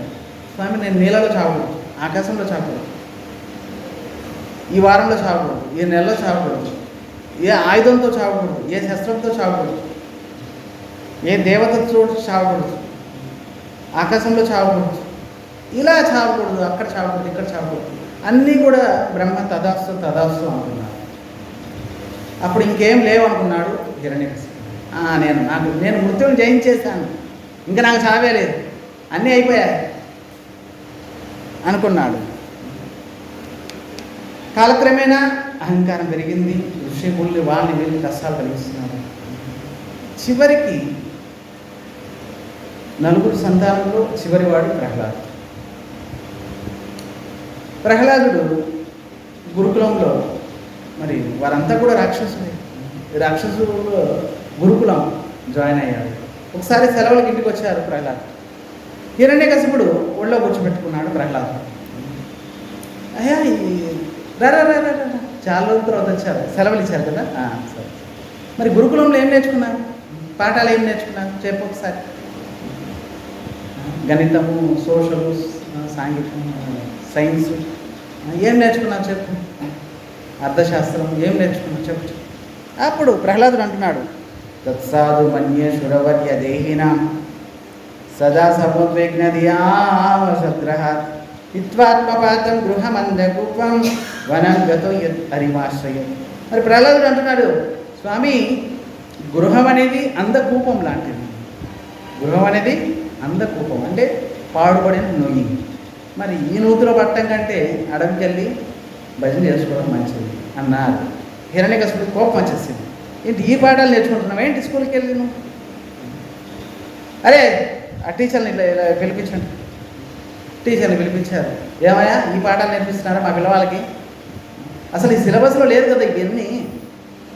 అప్పుడు టీచర్స్ అన్నారు, స్వామి మేము నేర్పలేదు, పోనీ బయట నుంచి ఎవరైనా వస్తున్నారా ఏంటి, కొత్తగా సిలబస్ తీసుకొని ఏమైనా నేర్పిస్తున్నారేంటి? స్వామి బయట వాళ్ళు లేరు, మేము లేదు, ఎవరు నేర్పలేదు. మరి ఎవరు నేర్పదు ఈయన? ఎవరు ఏమో స్వామి తల్లి గర్భంలో నేర్చుకొని వచ్చాడేమో. మా తెలియదండి బాబు, నాకు అన్య పుణ్యం ఎరగదండి బాబు అని అన్నారు. సరే సరే ఒళ్ళు జాగ్రత్త పెట్టుకొని పిల్లల్ని పాఠం పెట్టి చెప్పండి. అందరికీ ఈశ్వరుడు హిరణ్యకశిపుడు నేనే,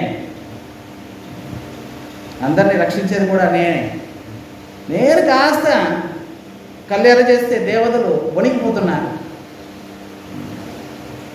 మరి ఆ బ్రహ్మ వరం ఇచ్చారు, ఇంకా ఆయనేంటి, ఇంకా విష్ణువు అసలు కనిపించడం లేదు నా కంటికి, నా భయంతో. మరి ఇంకా దేవుడు ఏంటి అని అన్నాడు. సరే మళ్ళీ స్కూల్కి వెళ్ళిపోయారు. మళ్ళీ స్కూల్కి వెళ్ళిపోయిన తర్వాత మళ్ళీ సెలవులకి ఇంటికి వచ్చారు. తర్వాత మళ్ళీ హిరణ్యకశిపుడు మళ్ళీ పిలిపించాడు. సరే ఈసారి కొత్త పాఠాలు నేర్చుకున్నావు కదా, ఉత్తమమైన పాఠం ఒకటి చెప్పు, మంచి పాఠం ఒకటి చెప్పు అని అన్నారు. అప్పుడు ప్రహ్లాదుడు ఏమన్నారు? శ్రవణం, కీర్తనం, విష్ణు స్మరణం, పాదసేవనం, అర్చనం, వందనం, దాస్యం, సఖ్యం, ఆత్మ నివేదనం ఇది పుంసార్పిత భక్తోచ్చే నవలక్షణ క్రేతే భగవద్గత్య తన్మతి కృతమం. ఈ 9 లక్షణాలు కలిగింది భక్తి. ఈ భక్తి చేయడమే సర్వశ్రేష్టము, జన్మ సార్థకం అన్నారు. ఇక ఒళ్ళో కూర్చున్నవాడిని నెట్టి అక్కడికి తోసేశాడు. ఎవరక్కడ, వీడిని చంపేయండి, వీడిని మీరు చంపుతారా నేను చంపమంటావా, నా శత్రువుని పొగుడుతున్నాడు వీడు, నా శత్రువుని పొగుడుతున్నాడు, విష్ణువుని స్మరించమని నాకు చెప్తున్నాడు పాఠాలు. మొత్తం సంసారం అందరి స్వర్గలోకంలో ఉన్న దేవతలు భయపడుతున్నాను నన్ను చూసి, మరి వీడు నాకు పాఠం చెప్తున్నాడు విష్ణువుని భజించమని. ఖడ్గం తీసుకున్నాడు. అప్పుడు టీచర్లు వచ్చారు. ఏంటి స్వామి? అరే మా నాన్నగారు తపస్సుకి వెళ్ళారు, శుక్రాచార్యుడు, దేవతల యొక్క గురువు శుక్రాచార్యుడు, ఈ సండా అమర్కుడు ఇద్దరు వచ్చారు, శుక్రాచార్యుడు కుమారులు ఇద్దరు. నాన్నగారు తపస్సుకి వెళ్ళారు, ఆయన వస్తే అన్ని వీడికి తాట ఒడుస్తారు, మా నాన్నగారు వస్తే అప్పటి వరకు వీడిని కాస్త జాగ్రత్తగా పెట్టేస్తాం అని చెప్పి తీసుకెళ్ళారు స్కూల్కి. మరి స్కూల్కి వెళ్ళారు, సమ్మర్ హాలిడేస్ వచ్చాయి, టీచర్స్ ఇంటికి వెళ్ళిపోయారు. ఈసారి ఏమైంది? ప్రహ్లాదుడు తోటి బాలులు కూడా ఈ రోగాన్ని అంటించేశారు. తోటి బాలులు కూడా హరే కృష్ణ హరినామని నృత్యం చేయడం మొదలుపెట్టారు. ఒక నెల తర్వాత మళ్ళీ టీచర్స్ రాగానే, అరే ఇంతకుముందు రోగం ఒకటికే ఉండేది, ఇప్పుడు ఆ రోగము స్కూల్లో ఉన్న అందరికీ రోగం వచ్చేసింది, కరోనా లాగా అందరికీ రోగమే. ఇంకా మా వల్ల కాదు స్వామి. అందరూ టీచర్స్ కూడా భయపడతారు. తోటి పిల్లలు అడుగుతున్నారు, ప్రహ్లాదుడా మాలాగే నువ్వు కూడా ఉన్నావు, మాకు చెప్పేవాళ్ళే నీకు పాఠాలు చెప్తున్నారు, మరి నీకు అన్ని ఈ విషయాలు ఎలా తెలుస్తున్నాయి నీకు భక్తి చేయాలి? అప్పుడు ప్రహ్లాదుడు అంటున్నారు, చిన్నప్పుడు మా తల్లి గర్భంలో ఉన్నప్పుడే నారదుడు మా తల్లికి చెప్పారు, నేను లోపల నేను విన్నానని అంటూ ఉపదేశం చేశాడు ప్రహ్లాదుడు. తర్వాత మళ్ళీ హిరణ్యకశిపుడి దగ్గరికి వచ్చారు. నానా రకాల ఉపాయాలు చేశారు ప్రహ్లాదుని చంపడానికి. ఏనుగు చేత తొక్కిచ్చారు, సముద్రంలో వేశారు, పర్వతాల మీద నుంచి తోసేశారు. ఇలా నానా రకాల ఉపాయాలతోటి ప్రహ్లాదుని చంపడానికి ప్రయత్నించారు. కానీ హరి భగవంతుడు ఎవరినైతే రక్షిస్తారో వాడిని ఎవరైనా చంపగలరా? భగవంతుడు ఎవరినైతే రక్షిస్తారో వాటిని ఎవరిని చంపలేరు. పోనీ భగవంతుడు ఎవరినైతే చంపాలనుకుంటారో వాడిని ఎవరు రక్షించలేరు. త్రిభువనం. ఇలా ప్రహ్లాదుడు అద్భుతంగా భక్తి చేశాడు. దీంతో ప్రహ్లాద్ చరిత్ర. సరే ఒకసారి హిరణ్యకశిపుడు, సరే రక్షకుడున్నాడు, వాడు రక్షిస్తున్నాడు, భగవంతుడున్నాడు, అందరికీ ఆయనే దిక్కు, నాకు బలం ఇచ్చేది ఆయనే, నీకు బలం ఇచ్చేది, అందరికీ కూడా బలం ఇచ్చేది. మరి ఎక్కడున్నాడు రా నీకు బలం ఇచ్చేవాడు? భగవంతుడు అంటున్నాడు, ఎక్కడున్నాడు? ప్రహ్లాదుడు అన్నాడు, ఎక్కడ లేడో చెప్పు, ముందు ఎక్కడ లేడో చెప్పు, నేను ఎక్కడున్నాడో చెప్పు. మరి ఇక్కడున్నాడా ఏంటి? ఇదిగో ఎదురుగా ఉన్న స్తంభంలో ఉన్నాడేంటి? అన్ని చోట్ల ఉన్నప్పుడు స్తంభంలో లేడా? స్తంభంలో కూడా ఉన్నాడు. సరే చూపిస్తాను, స్తంభంలో చూపిస్తావా అని చెప్పి ఒక గద తీసుకొని స్తంభాన్ని ఇలా ఆ స్తంభంలో నుంచి నా ముఖం నా మానుషం, మృగము కాదు మనిషి కాదు, నరసింహ రూపం తీసుకొని ప్రకటమైపోయారు. ఓరో లక్ష్మీ నృసింహ భగవానికి తన భృత్య సేవకుని రక్షించడానికి స్వామి అన్ని చోట్ల ఉన్నాడు. స్తంభంలో ఉన్నాడంటే స్తంభంలో కూడా ఉన్నాడు, అవసరమైనప్పుడు వస్తాడు. వచ్చాడు నృసింహ రూపం తీసుకొని, నరహరి రూపం, నరసింహ రూపం. నరసింహం. మరి ఇంతవరకు నరదేహం పైన సింహం తలకాయ, గోరు సింహం గోరు, మరి వజ్రనఖ అంటే గోర్లు వజ్రాలతో సమానమైన గోరు. మరి హిరణ్యకశిపుడు అర్థమైపోయింది, నాకు మృత్యు వచ్చేసింది, తీసుకొచ్చి అప్పుడు హిరణ్యకశిపుడు అంటున్నాడు, స్వామి నన్ను చంపేవాళ్ళే లేరు, మీరు ప్రయత్నించిన కూడా నన్ను చంపలేదు, ఏమేంటి నేను కింద చావను పైన చావను. అప్పుడు భగవంతుడు అన్నాడు, నువ్వు కింద లేవు పైన లేవు, నా ఒళ్ళో ఉన్నాను. స్వామి నేను లోపల చావను బయట చావను, నువ్వు ఎక్కడ లోపల లేవు బయట లేవు, ద్వారం మధ్యలో ఉన్నాను. సరే స్వామి నేను ఉదయం చావను, మధ్యాహ్నం చావను, రాత్రి చావను, ఇది సంధ్యా సమయం, ఉదయం కాదు రాత్రి కాదు. స్వామి బ్రహ్మ సృష్టిన 12 నెలల్లో కూడా నేను చావను, నాకు చావలేదు, నీకోసం స్పెషల్గా ఒక నెల తీసుకొచ్చాను, అధిక మాసం, స్పెషల్గా నీకోసమే వచ్చాను. స్వామి ఏ అస్త్రము ఏ శస్త్రం నన్ను చంపదు, నా దగ్గర అస్త్రం లేదు శస్త్రం లేదు, గోరు. ఇలా స్వామి చంపేశారు. చివరికి ప్రహ్లాదుడు అన్నారు, స్వామి మా నాన్నగారికి సద్గతి ప్రాప్తిస్తే బాగుంటుంది, మీతోటి శత్రుత్వం భావం పెట్టుకున్నాడు. అప్పుడు భగవంతుడు అన్నాడు, నీలాంటి భక్తుడు జన్మించిన కులంలో మీ నాన్నగారేంటి 21 వంశం వారు ఉద్ధరింపబడతారు, వాళ్ళ నాన్నగారు అందరూ వైకుంఠ ప్రాప్తి, మీలాంటి భగవద్భక్తుడు. మరి ఏం వరం కావాలి కోరుకో. ప్రహ్లాదుడు ఏం కోరారు, ఏం వద్దు స్వామి నాకు, నిజంగా కోరుకో, అసలు కోరిక అనేది కోరాలనే బుద్ధి కూడా నాకు అక్కర్లేదు. మరి ఇప్పుడు కోరలేరు, మళ్ళీ తర్వాత అయినా ఏదో కోరితే బాగుంటుందని బుద్ధి వస్తుంది కదా, ఆ బుద్ధి కూడా అక్కర్లేదు. మీరు నిజమైన స్వామి, నేను నిజమైన సేవకుడు. నిజమైన స్వామి ఏం ఇవ్వకూడదు, ఏం అడగకూడదు, నిజమైన సేవకుడు ఏం అడగకూడదు, ఏం తీసుకోకూడదు, ఆయన ఇవ్వకూడదు, మేము తీసుకోకూడదు, నిజమైన సేవకుడు. పోనీ మేము భక్తి చేసి ఇంత భక్తి చేశాను స్వామి, ఇంత ఇవ్వండి, ఇది వ్యాపారం అయిపోయింది. ఇప్పుడు చూడండి, షాప్లోకి ఒక 100 రూపాయలు 5 రూపాయలు తీసుకెళ్తాను, స్వామి 100 రూపాయలు ఇచ్చాం, 100 రూపాయలు తగ్గట్టు వస్తువులు వాడిస్తాడు మనకి, వ్యాపారం కదా, 100 ఇస్తే 100కి తగ్గట్టు, 500 ఇస్తే 500 తగ్గట్టు, ఇది వ్యాపారం. మేము ఇంత భక్తి చేశాం స్వామి, ఇంత భక్తికి తగ్గట్టుగా ఇంత కోరికలు తీర్చాను, వ్యాపారం అయిపోయింది. వ్యాపారం కోసం నేను చేయలేదు స్వామి అన్నాడు ప్రహ్లాదుడు. తర్వాత గజేంద్రోపాఖ్యానం. సరే గజేంద్రుడు ఒకే వనంలో ఒక్క గజేంద్రుడికి 10,000 ఏనుగుల బలం ఉంది. ఒక్క గజేంద్రుడికి ఇంత శక్తివంతుడైన త్రికూట పర్వతంలో బంగారము వెండి లోహము ఒక పెద్ద శిఖరాలు ఉన్నాయి, అక్కడ గొప్ప ఉద్యానవనం ఉంది, దేవతలు కూడా వచ్చి ఆడుకునేవారు అక్కడ ఆ ఉద్యానవనంలో, అక్కడ తిరుగుతూ ఉల్లాసంగా ఉండేవారు ఈ గజేంద్రుడు. ఈయనకి భార్యలు 100 మంది, పిల్లలు, బంధువులు, వాళ్ళు వీళ్ళు అందరూ కూడా ఈయనకు ఆశ్రయం తీసుకున్నారు, అంత శక్తివంతుడు. ఈయన వాసన వచ్చిందంటే పెద్ద పెద్ద పులులు సింహాలు పరిగెత్తుకుంటూ వెళ్ళిపోయారు, ఈయన వాసన, అంత శక్తివంతుడు ఈ గజేంద్రుడు. ఒకసారి ఏం జరిగింది, ఆ కోణేరులోకి వెళ్ళిపోయారు, సరస్సులోకి. తన బంధువులు, మిత్రులు, పిల్లలు, భార్యలు అందరూ కూడా వచ్చారు. వారి మీదకి సరదాగా ఆ యొక్క తొండంతో నీళ్ళు తీసుకొని వాళ్ళ మీదకి వేసేస్తున్నాడు. సరదాగా ఉల్లాసంగా ఉన్నాడు, ఆహ్లాదకరంగా ఉన్నాడు, ఇక భార్య పిల్లలతోటి ఆనందంగా ఉన్నాడు.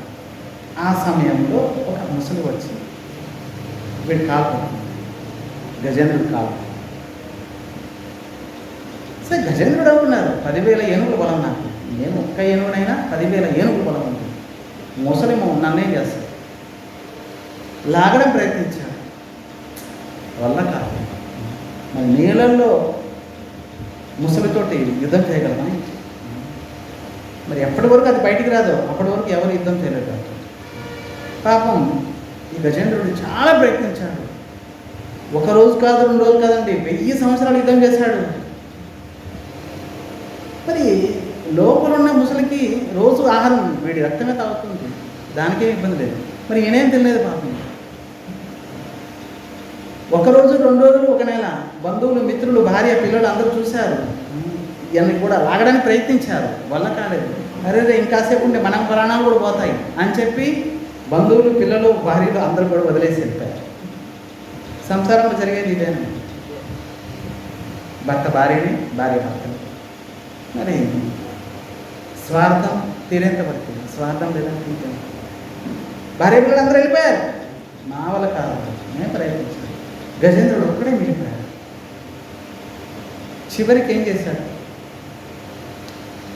ఏ దిక్కు లేకపోతే దిక్కులేని వాళ్ళకి దిక్కేవాడు భగవంతుడే కదా. అక్కడే ఒక కమలం ఉంది. కమలం తొండంతో పట్టుకొని స్వామిని ప్రార్థించాడు. దీన్నే గజేంద్ర స్తుతి అంటారు. మరి గజేంద్రుడు కృష్ణారామాన్ని అనలేదండి. నారాయణ రక్షించు, కృష్ణ రక్షించు, రామ రక్షించు. మరి ఎవరైతే సృష్టి స్థితికి లయము ఆధారము, ఎవరైతే సర్వుల్ని పోషిస్తున్నాడు, ఎవరైతే సర్వుల్ని రక్షిస్తున్నాడు, ఆ స్వామి నన్ను రక్షించాడు అంటూ గజేంద్రుడు స్తుతించాడు. దేవతలు వాళ్ళు వీళ్ళు అందరూ, బ్రహ్మ, శివుడు వీళ్ళందరూ కూడా చూస్తున్నారు. మమ్మల్ని పిలిస్తే మేము వెళ్తాం, మమ్మల్ని పిలవడం లేదు. మా పేరు పెట్టి పిలిస్తే మేము వెళ్తాం, మమ్మల్ని పిలవడం లేదు.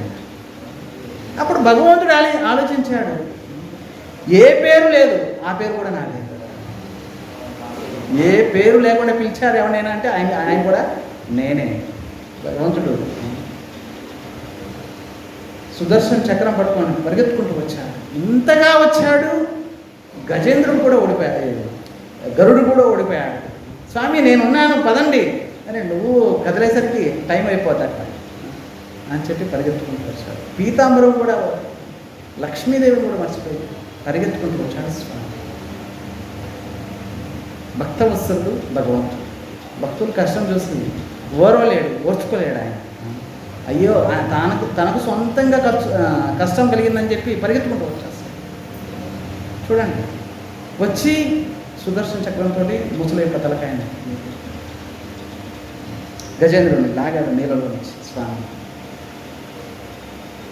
మొట్టమొదట ఉద్ధరింపబడ్డాడు ముసలి, తర్వాత గజేంద్రుడు. చూడండి, భక్తుల యొక్క పాదాలకు ఆశ్రయం తీసుకున్నవాడు మొట్టమొదటి ఉద్ధరింపబడతాడు, తర్వాత భక్తుడు. అప్పుడు పరీక్షిత్ మరి అంటున్నారు, స్వామి గజేంద్ర దేహంలో ఉండి కూడా భగవంతుని స్తుతించాడంటే ఈయన గొప్ప భక్తుడే. ఎవరే అయినా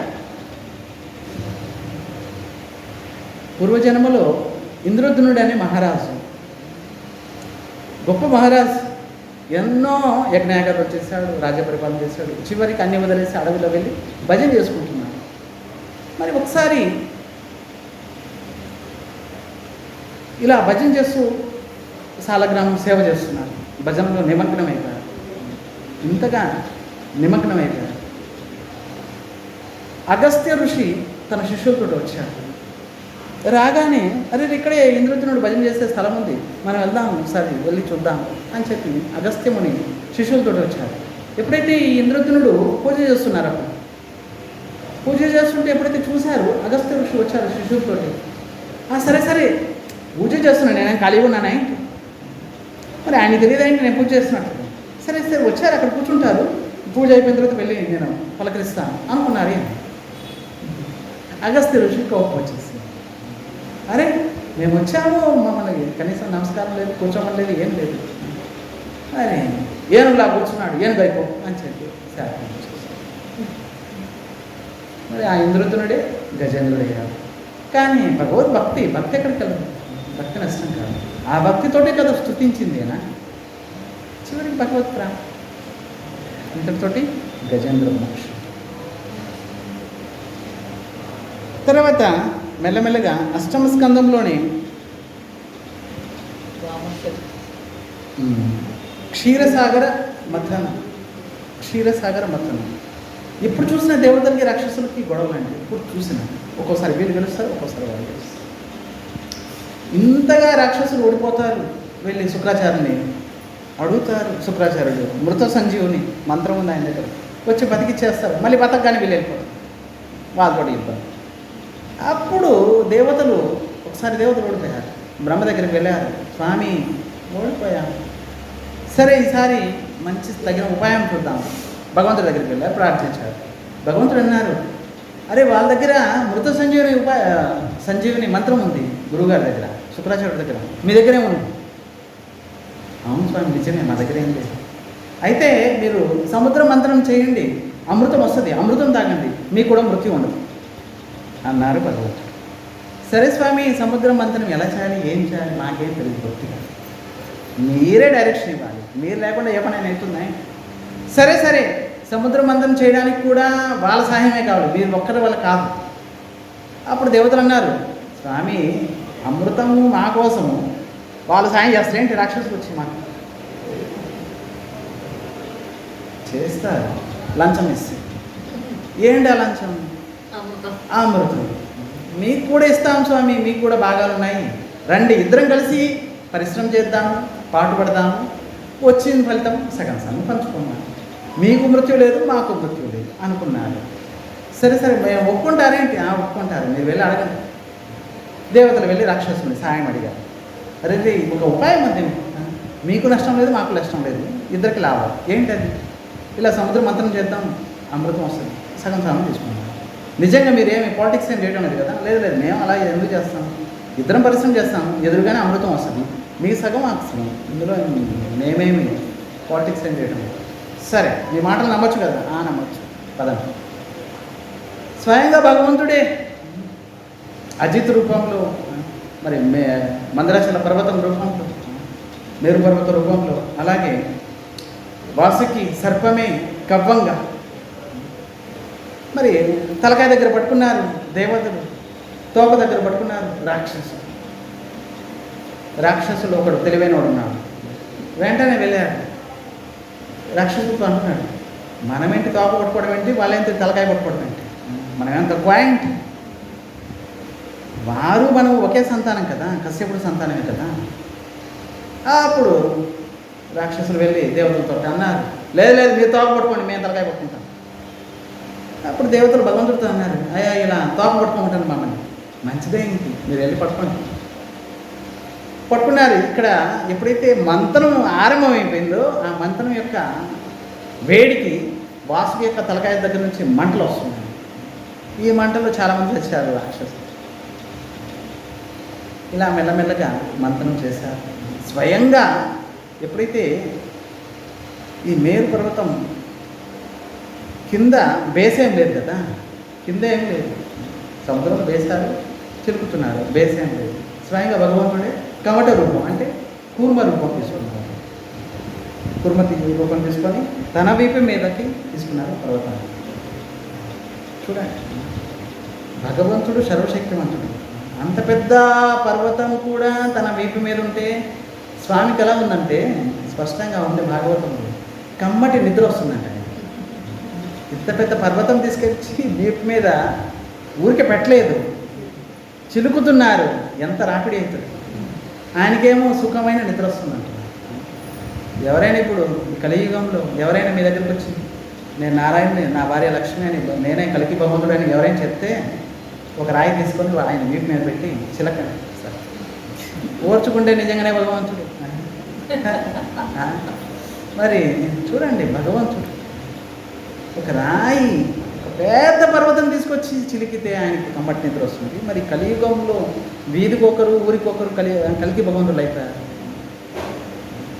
ఎవరు చూసినా కలికి భగవంతుడే. మీరు వెళ్ళండి ఎక్కడికైనా, కలికి భగవంతుడు బోర్డు పెట్టేస్తారు. ప్రస్తుతం కలికి భగవంతుడిని నేనే అని ఒక 10 సంవత్సరాలు 20 సంవత్సరాలు 30 సంవత్సరాలు జనానికి మోసం చేస్తారు. వాడు ఎలాగో పోతాడు, ఎంతకాలం ఉంటాడు. అమాయక జనాలు మోసం చేయడానికి రకరకాల ఉపాయాలు. ఈ విధంగా స్వామి రక్షించారు. మొట్టమొదట కాలు కూడా విషం వచ్చేసింది. విషం చూడగానే రాక్షసులు దేవతలు అందరూ భయపడిపోయారు. స్వామి అమృతం అమృతం అన్నారు, విషమే వచ్చింది. సరే సరే, భయపడాల్సిన అవసరం లేదు, స్వామి ఉన్నారని చెప్పి దేవతలు వెళ్ళి భగవంతుడు ప్రార్థించారు. స్వామి విషం వచ్చింది.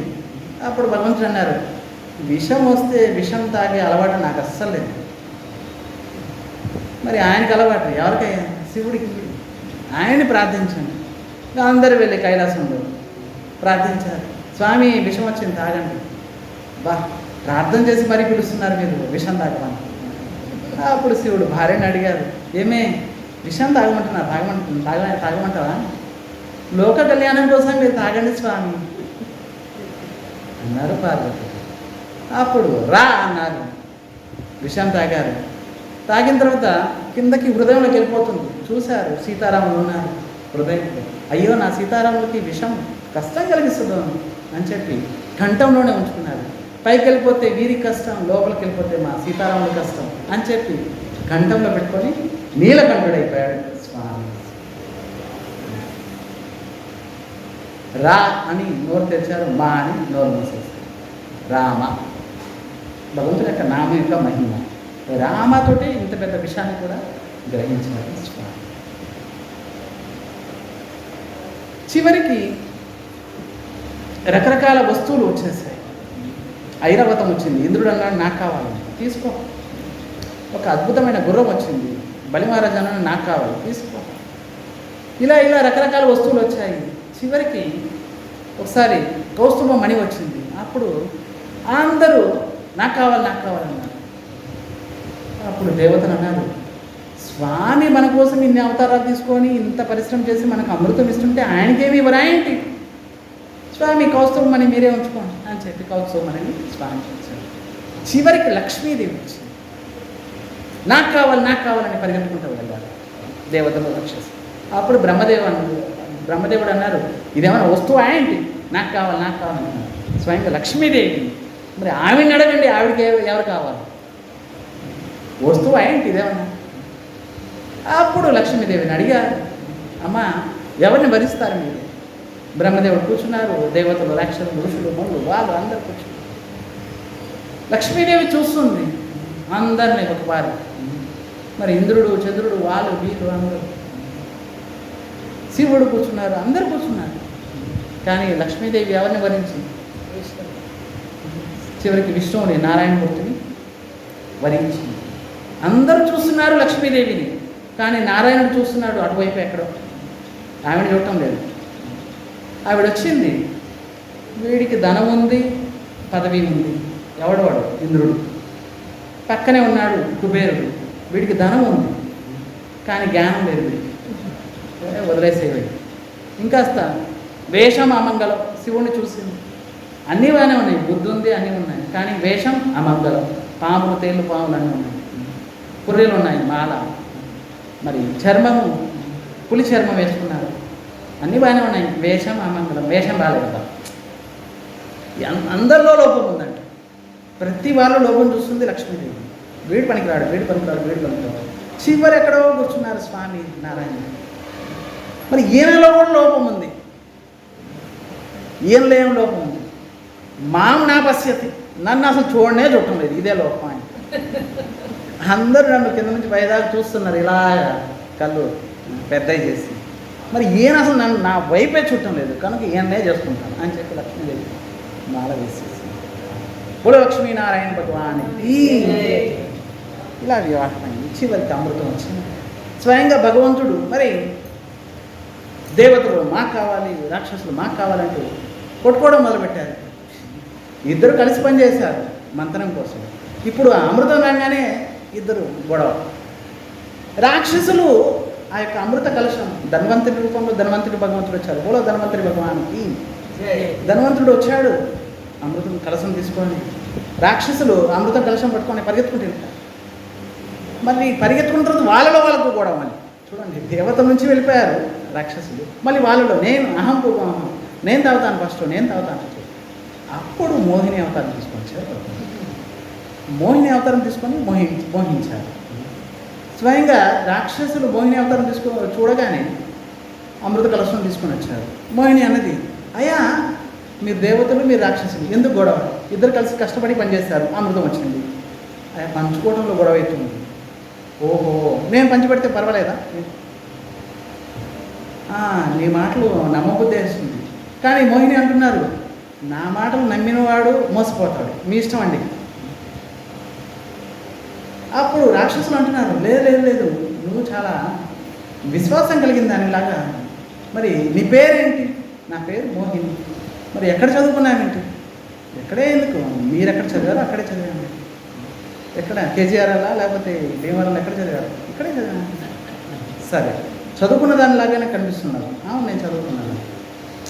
సరే, కానీ అమృతము అప్పుడు రాక్షసుడు అంటుంది, నేను తెలివైన దానే కాదా?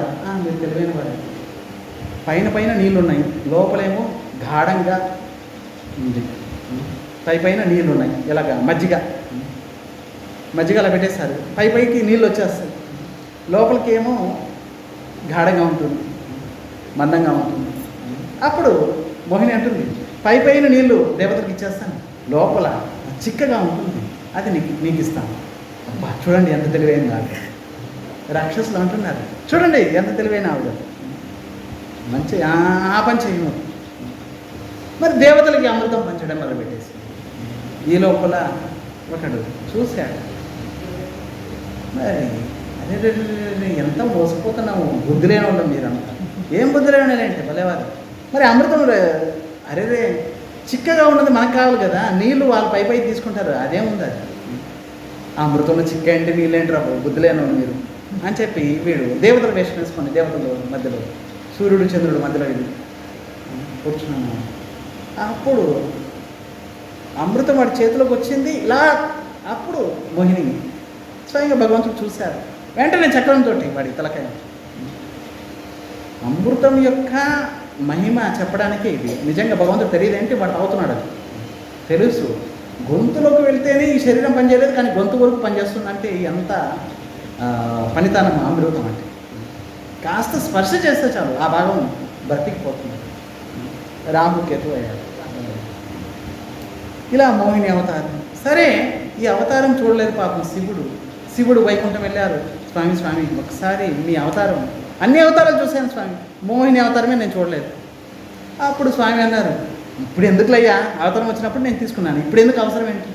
లేదు స్వామి, నేను చూస్తాను. చూడండి, పార్వతి, గణేశుడు, సుబ్రహ్మణ్య స్వామి అందరం వచ్చాము మీ అవతారం చూడటానికి. ఇప్పుడు అవసరం లేదు కదా. చూస్తాను స్వామి, ఒకసారి మీ ఇష్టం, నువ్వు కావాలన్నా చూపిస్తాను, నీ కర్మ అని చెప్పి ఒక అడవి ప్రకటమైపోయింది. అడవిలో ఒక అందమైన పాప, అంటే అమ్మాయి, ఒక 15-16 సంవత్సరాల అమ్మాయి ఒక బంతి ఆట ఆడుతుంది. శివుడు చూశారు, ఎవరి అమ్మాయి అని దగ్గరికి వెళ్ళారు. అమ్మాయి చూసింది, అరే ఈయనేంటి నా దగ్గరకు వస్తున్నాడు అని చెప్పి ఈ అమ్మాయి పరిగెత్తడం మొదలుపెట్టింది. శివుడు కూడా పరిగెత్తడం మొదలుపెట్టాడు. మరి చివరికి పరిగెత్తారు. అప్పుడు మోహిని తిరిగి చూసింది. మరి నువ్వే కదా స్వామి నన్ను అవతారం తీసుకో, దర్శనం చేసుకుంటామన్నావు, మరి నేను మోహిని కదా. అప్పుడు శివుడికి పార్వతి పక్కన ఉన్నా కూడా ఆవిడ వెంటనే పడ్డారు. చూడండి, మరి అప్పుడు భగవంతుడు అన్నారు, నువ్వే కదా మోహిని అవతారం చూపించమని చెప్పావు, చూపించిన తర్వాత నువ్వే మోహింపబడ్డావు. అప్పుడు శివుడికి బాహ్య స్పర్శ వచ్చింది. అరే నీ కొంప మునిగిపోయింది, ఎవరో అమ్మాయి అని చెప్పి ఈ అమ్మాయి వెంట పడుతున్నాను. పార్వతీదేవి కూడా ఆశ్చర్యపోయింది. మోహిని ఆ పేరులోనే ఉంది, మోహిని, మోహింపజేస్తుంది ఎవరికైనా సరే. ఇక ఈ విధంగా ముందుకు వెళ్తే దేవతలు శక్తివంతులు అయిపోయారు. అది చూసి శుక్రాచార్యుడు గొప్ప యజ్ఞం చేశాడు. ఆ యజ్ఞంలో బలి మహారాజు రకరకాల ఆయుధాలు పొందాడు. ఒకసారిగా దేవతలను అటాక్ చేశాడు, దేవతలు ఓడిపోయారు. మరి చివరికి ఏం మిగలేదు. అప్పుడు అదితి కశ్యపుడు వాళ్ళు ప్రార్థించారు. స్వయంగా భగవంతుడే అదితి గర్భంలో ప్రవేశించాడు. బోలో వామన భగవానికి వామన భగవంతుడు వచ్చేసాడు. మరి దేవతలు ప్రార్థించారు, వామన భగవంతుడు ప్రకటమయ్యారు. తర్వాత ప్రకటమయ్యారు, వెళ్ళిపోయారు బలి మహారాజు యజ్ఞానికి. 1000 యజ్ఞం చేస్తున్నారు, 999 యజ్ఞాలు చేశారు. ఇంకా ఒక్క యజ్ఞం చేసేస్తే ఇంకా ఆయన స్థిరంగా స్వర్గాధిపత్యం లభిస్తుంది. ఇంకెవరు స్వర్గంలో, ఇంకా ఇంద్రుడు స్థిరంగా వెళ్ళిపోతారు బయట. ఆ సమయంలో వామనుడు బలి మహారాజు ప్రణామం చేశారు. అయ్యా, సూర్యుడు చంద్రుడు ఎవరే మీరు ఇంత తేజస్సుగా వస్తున్నారు, స్వాగతం చెప్పారు వామన భగవంతుడు. శుక్రాచార్యుడు ధ్యానంలో చూశారు, ఎవరా వీడు ఈ సమయంలో వచ్చారు. అరే స్వయంగా విష్ణువే. బలి మహారాజు మాట ఇచ్చేస్తాడు, స్వామి విష్ణువు స్వయంగా, ఎవరైతే ఏమి నా యజ్ఞానికి వచ్చారు, ఏం కావాలో కోరుకోండి స్వామి. అప్పుడు వామన భగవంతుడు అన్నారు, ఏముంది స్వామి, నా పాదాలతోటి 3 అడుగులు చాలు. బలి మహారాజ్ దగ్గరకు వచ్చి 3 అడుగులు భూమి, ఇంత తక్కువ ఏంటి? నువ్వు కావాలంటే స్వర్గం కూడా ఇచ్చేస్తాను నీకు. మరి రకరకాల ఏనుగులు, గుర్రాలు, అవి ఇవి ఏం కావాలంటే ఇస్తాను, మొత్తం 14 లోకాలు నావే అన్నారు బలి మహారాజు. స్వామి, లభించిన దాంతో సంతృప్తి పడేవాడు శాంతంగా ప్రశాంతంగా ఉంటాడు. లభించిన దాంతో అసంతృప్తిగా ఉండేవాడు మొత్తం 14 లోకాలు లభించినా కూడా అసంతృప్తిగానే ఉంటాడు. లభించింది, సంతృప్తి అయిపోయారు, అదే ఆనందం. లభించింది, అరే ఇంతే అని అనుకున్నావు, మరి ఇంత లభించింది, అప్పుడు కూడా ఇంతే అని అనుకున్నావు. మొత్తం 14 లోకాలు లభించినా కూడా వాడు కొరతగానే ఉంటాడు, వాడు అశాంతంగానే ఉంటాడు, వాడికి శాంతి కలగదు. రావణ భగవంతుడు అంటున్నాడు, మరి నేనెంత పొట్టివాడిని, నా అడుగులతోటి 3 అడుగులు చాలు, అక్కడే కూర్చోవచ్చు, అక్కడే పడుకోవచ్చు, అక్కడే అని చేసుకోవచ్చు, పోయేటప్పుడు అక్కడే కదా, అంతే భూమి కదా కావాల్సింది. బ్రతికున్నంతకాలం ఎంత భూమిలో మనం కూర్చోగలం, పడుకోగలము, అంతే భూమిలో కదా పాతి పెట్టేది చివరికి. మరి ఎందుకు అవసరం, ఎంత అవసరం అంతే. అప్పుడు సరే మీ ఇష్టం, ఇచ్చేస్తాను అని సంకల్పం చేశారు. మరి శుక్రాచార్యుడు ఆ యొక్క కమండం లోపలికి వెళ్ళిపోయాడు, నీళ్ళు పడకుండా చేసేసాడు. వెంటనే వామన భగవంతుడు చూశాడు, అయ్యో ఈ కమండలం కాస్త నీళ్లు పట్టడం లేదు, పాతదైపోయినట్టుంది అని చెప్పి కుశగ్రాసంతో ఇలా వచ్చాడు. పొడవగానే ఆయనకి కానీ ఒక్కళ్ళు అయిపోయింది. అప్పుడు శుక్రాచార్యుడు ఇచ్చే ఆయన ఈయన, తీసుకునే ఆయన, మధ్యలో నాకెందుకు అని చెప్పి బయటకు వచ్చాడు. శుక్రాచార్యుడు బయటకు వచ్చాడు. అప్పటికి కూడా నచ్చ చెప్తున్నాడు, అయ్యా ఇప్పటికైనా సమయం ఉంది, బయటపడిపోండి. అప్పుడు బలిమహారాజు అన్నారు, ఒకసారి మాట ఇచ్చిన తర్వాత మళ్ళీ. అప్పుడు శుక్రాచార్యుడు అన్నారు, పెళ్లి పేరెంటాల్లో అబద్ధం చెప్పి పెళ్లి చేయొచ్చు అంటున్నాడు. ఒక ఆవును రక్షించడానికి, బ్రాహ్మణుని రక్షించడానికి, లేకపోతే స్వధర్మంలో మరి సొంత డబ్బే పోతుంది, సొంత ఇల్లే పోతుంది, ఐశ్వర్యం పోతుంది, ఆ సమయంలో కూడా అబద్ధం ఆడి నెగ్గించుకోవచ్చు. శుక్రాచార్యుడు తెలివిస్తున్నాడు బలి మహారాజు. పెళ్ళిళ్ళు చూడండి, అమ్మాయికి పెళ్లి చేయాలి, ఏదో ఒకటి అబద్ధం, 1 కాదు 2 కాదు 100 అబద్ధాలు ఆడైనా పెళ్లి చేసేసి. అబ్బాయికి పెళ్లి చేయాలి, ఎవరు చేసుకోవడం లేదు, ఏదో ఒకటి సాఫ్ట్వేర్ అదో ఇది చెప్పేసి మొత్తానికి నెట్టేసింది. తర్వాత బస్సు కడగడము, లేకపోతే కారు కడిగేవాడైనా తెలిసినా కూడా ఏం చేస్తారు, సాఫ్ట్వేర్ అమెరికాలో పనిచేస్తున్నాను అబద్ధం చెప్పి పెళ్లి చేసేస్తారు. చివరి 4 రోజుల తర్వాత బస్సు కడుగుతున్నాడు, జీప్ కడుగుతున్నాడు. తర్వాత ఇంకేంటి, పెళ్ళి అయిపోయింది, అమ్మాయికి అదొచ్చి ఇదొచ్చి అని పెళ్లి చేసేసారు. అమ్మాయి వంట చేస్తే మొత్తం ఈ స్ట్రీట్లో హోటల్ ఇంతకుముందు 100 ఉండేవి, మొత్తం అన్నీ క్లోజ్ అయిపోయాయి.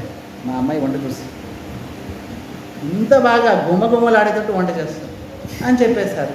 మరి మాకు అదే కావాలి, వంట చేస్తే చాలు, ఇంకా మాకు ఇంట్లో పనులేం లేవు, వంట చేస్తే చాలు, బంగారం అన్నపూర్ణమ్మ మా అమ్మాయి అని చెప్పి పెళ్లి చేస్తారు. ఇక పెళ్ళి అయిపోయిన తర్వాత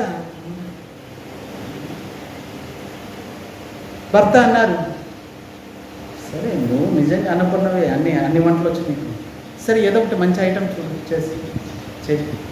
భర్త అన్నారు, చెప్పండి స్వామి మీకేం కావాలి, మీకు ఏ ఐటెం కావాలి చెప్పండి. మరి ఈ లోపల పోనీ నెట్ అయిపోయిందో ఏమో, మొబైల్లో నెట్ అయిపోయింది, యూట్యూబ్లో చూసైనా చేసుకోవచ్చు, అది కూడా అయిపోయింది. ఈ లోపల భర్త అన్నారు, పాలకూర చెయ్యమ్మా, సరే పాలకూర చాలా రోజులు అయిపోయింది, పాలకూర చెయ్యి. అప్పుడు ఈవిడ, పాలు ఎన్ని వేయాలి స్వామి,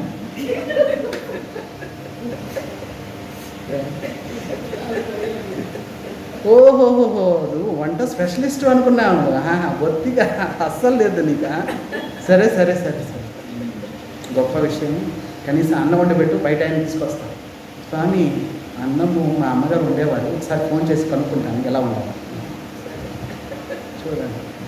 ఇప్పుడు ఆవిడకి చెప్పారు, ఆవిడ అన్నారు, కరెంటుతో వండేసే, కరెంటు స్టవ్ లేదా ఏంటి, కరెంటు కుక్కర్ వస్తుంది, ఊరికే అన్నం కాస్త నీళ్ళు వేసి పెట్టేదే చాలు, దానికే ఆగిపోద్ది, దానికే అది అన్ని చేసుకుంటాం, మనం ఏం చేయక్కర్లేదు, స్విచ్ వేస్తే చాలు, స్విచ్ ఆగిపోద్ది, అన్నం కాగానే స్విచ్ ఆగిపోద్ది అంతే.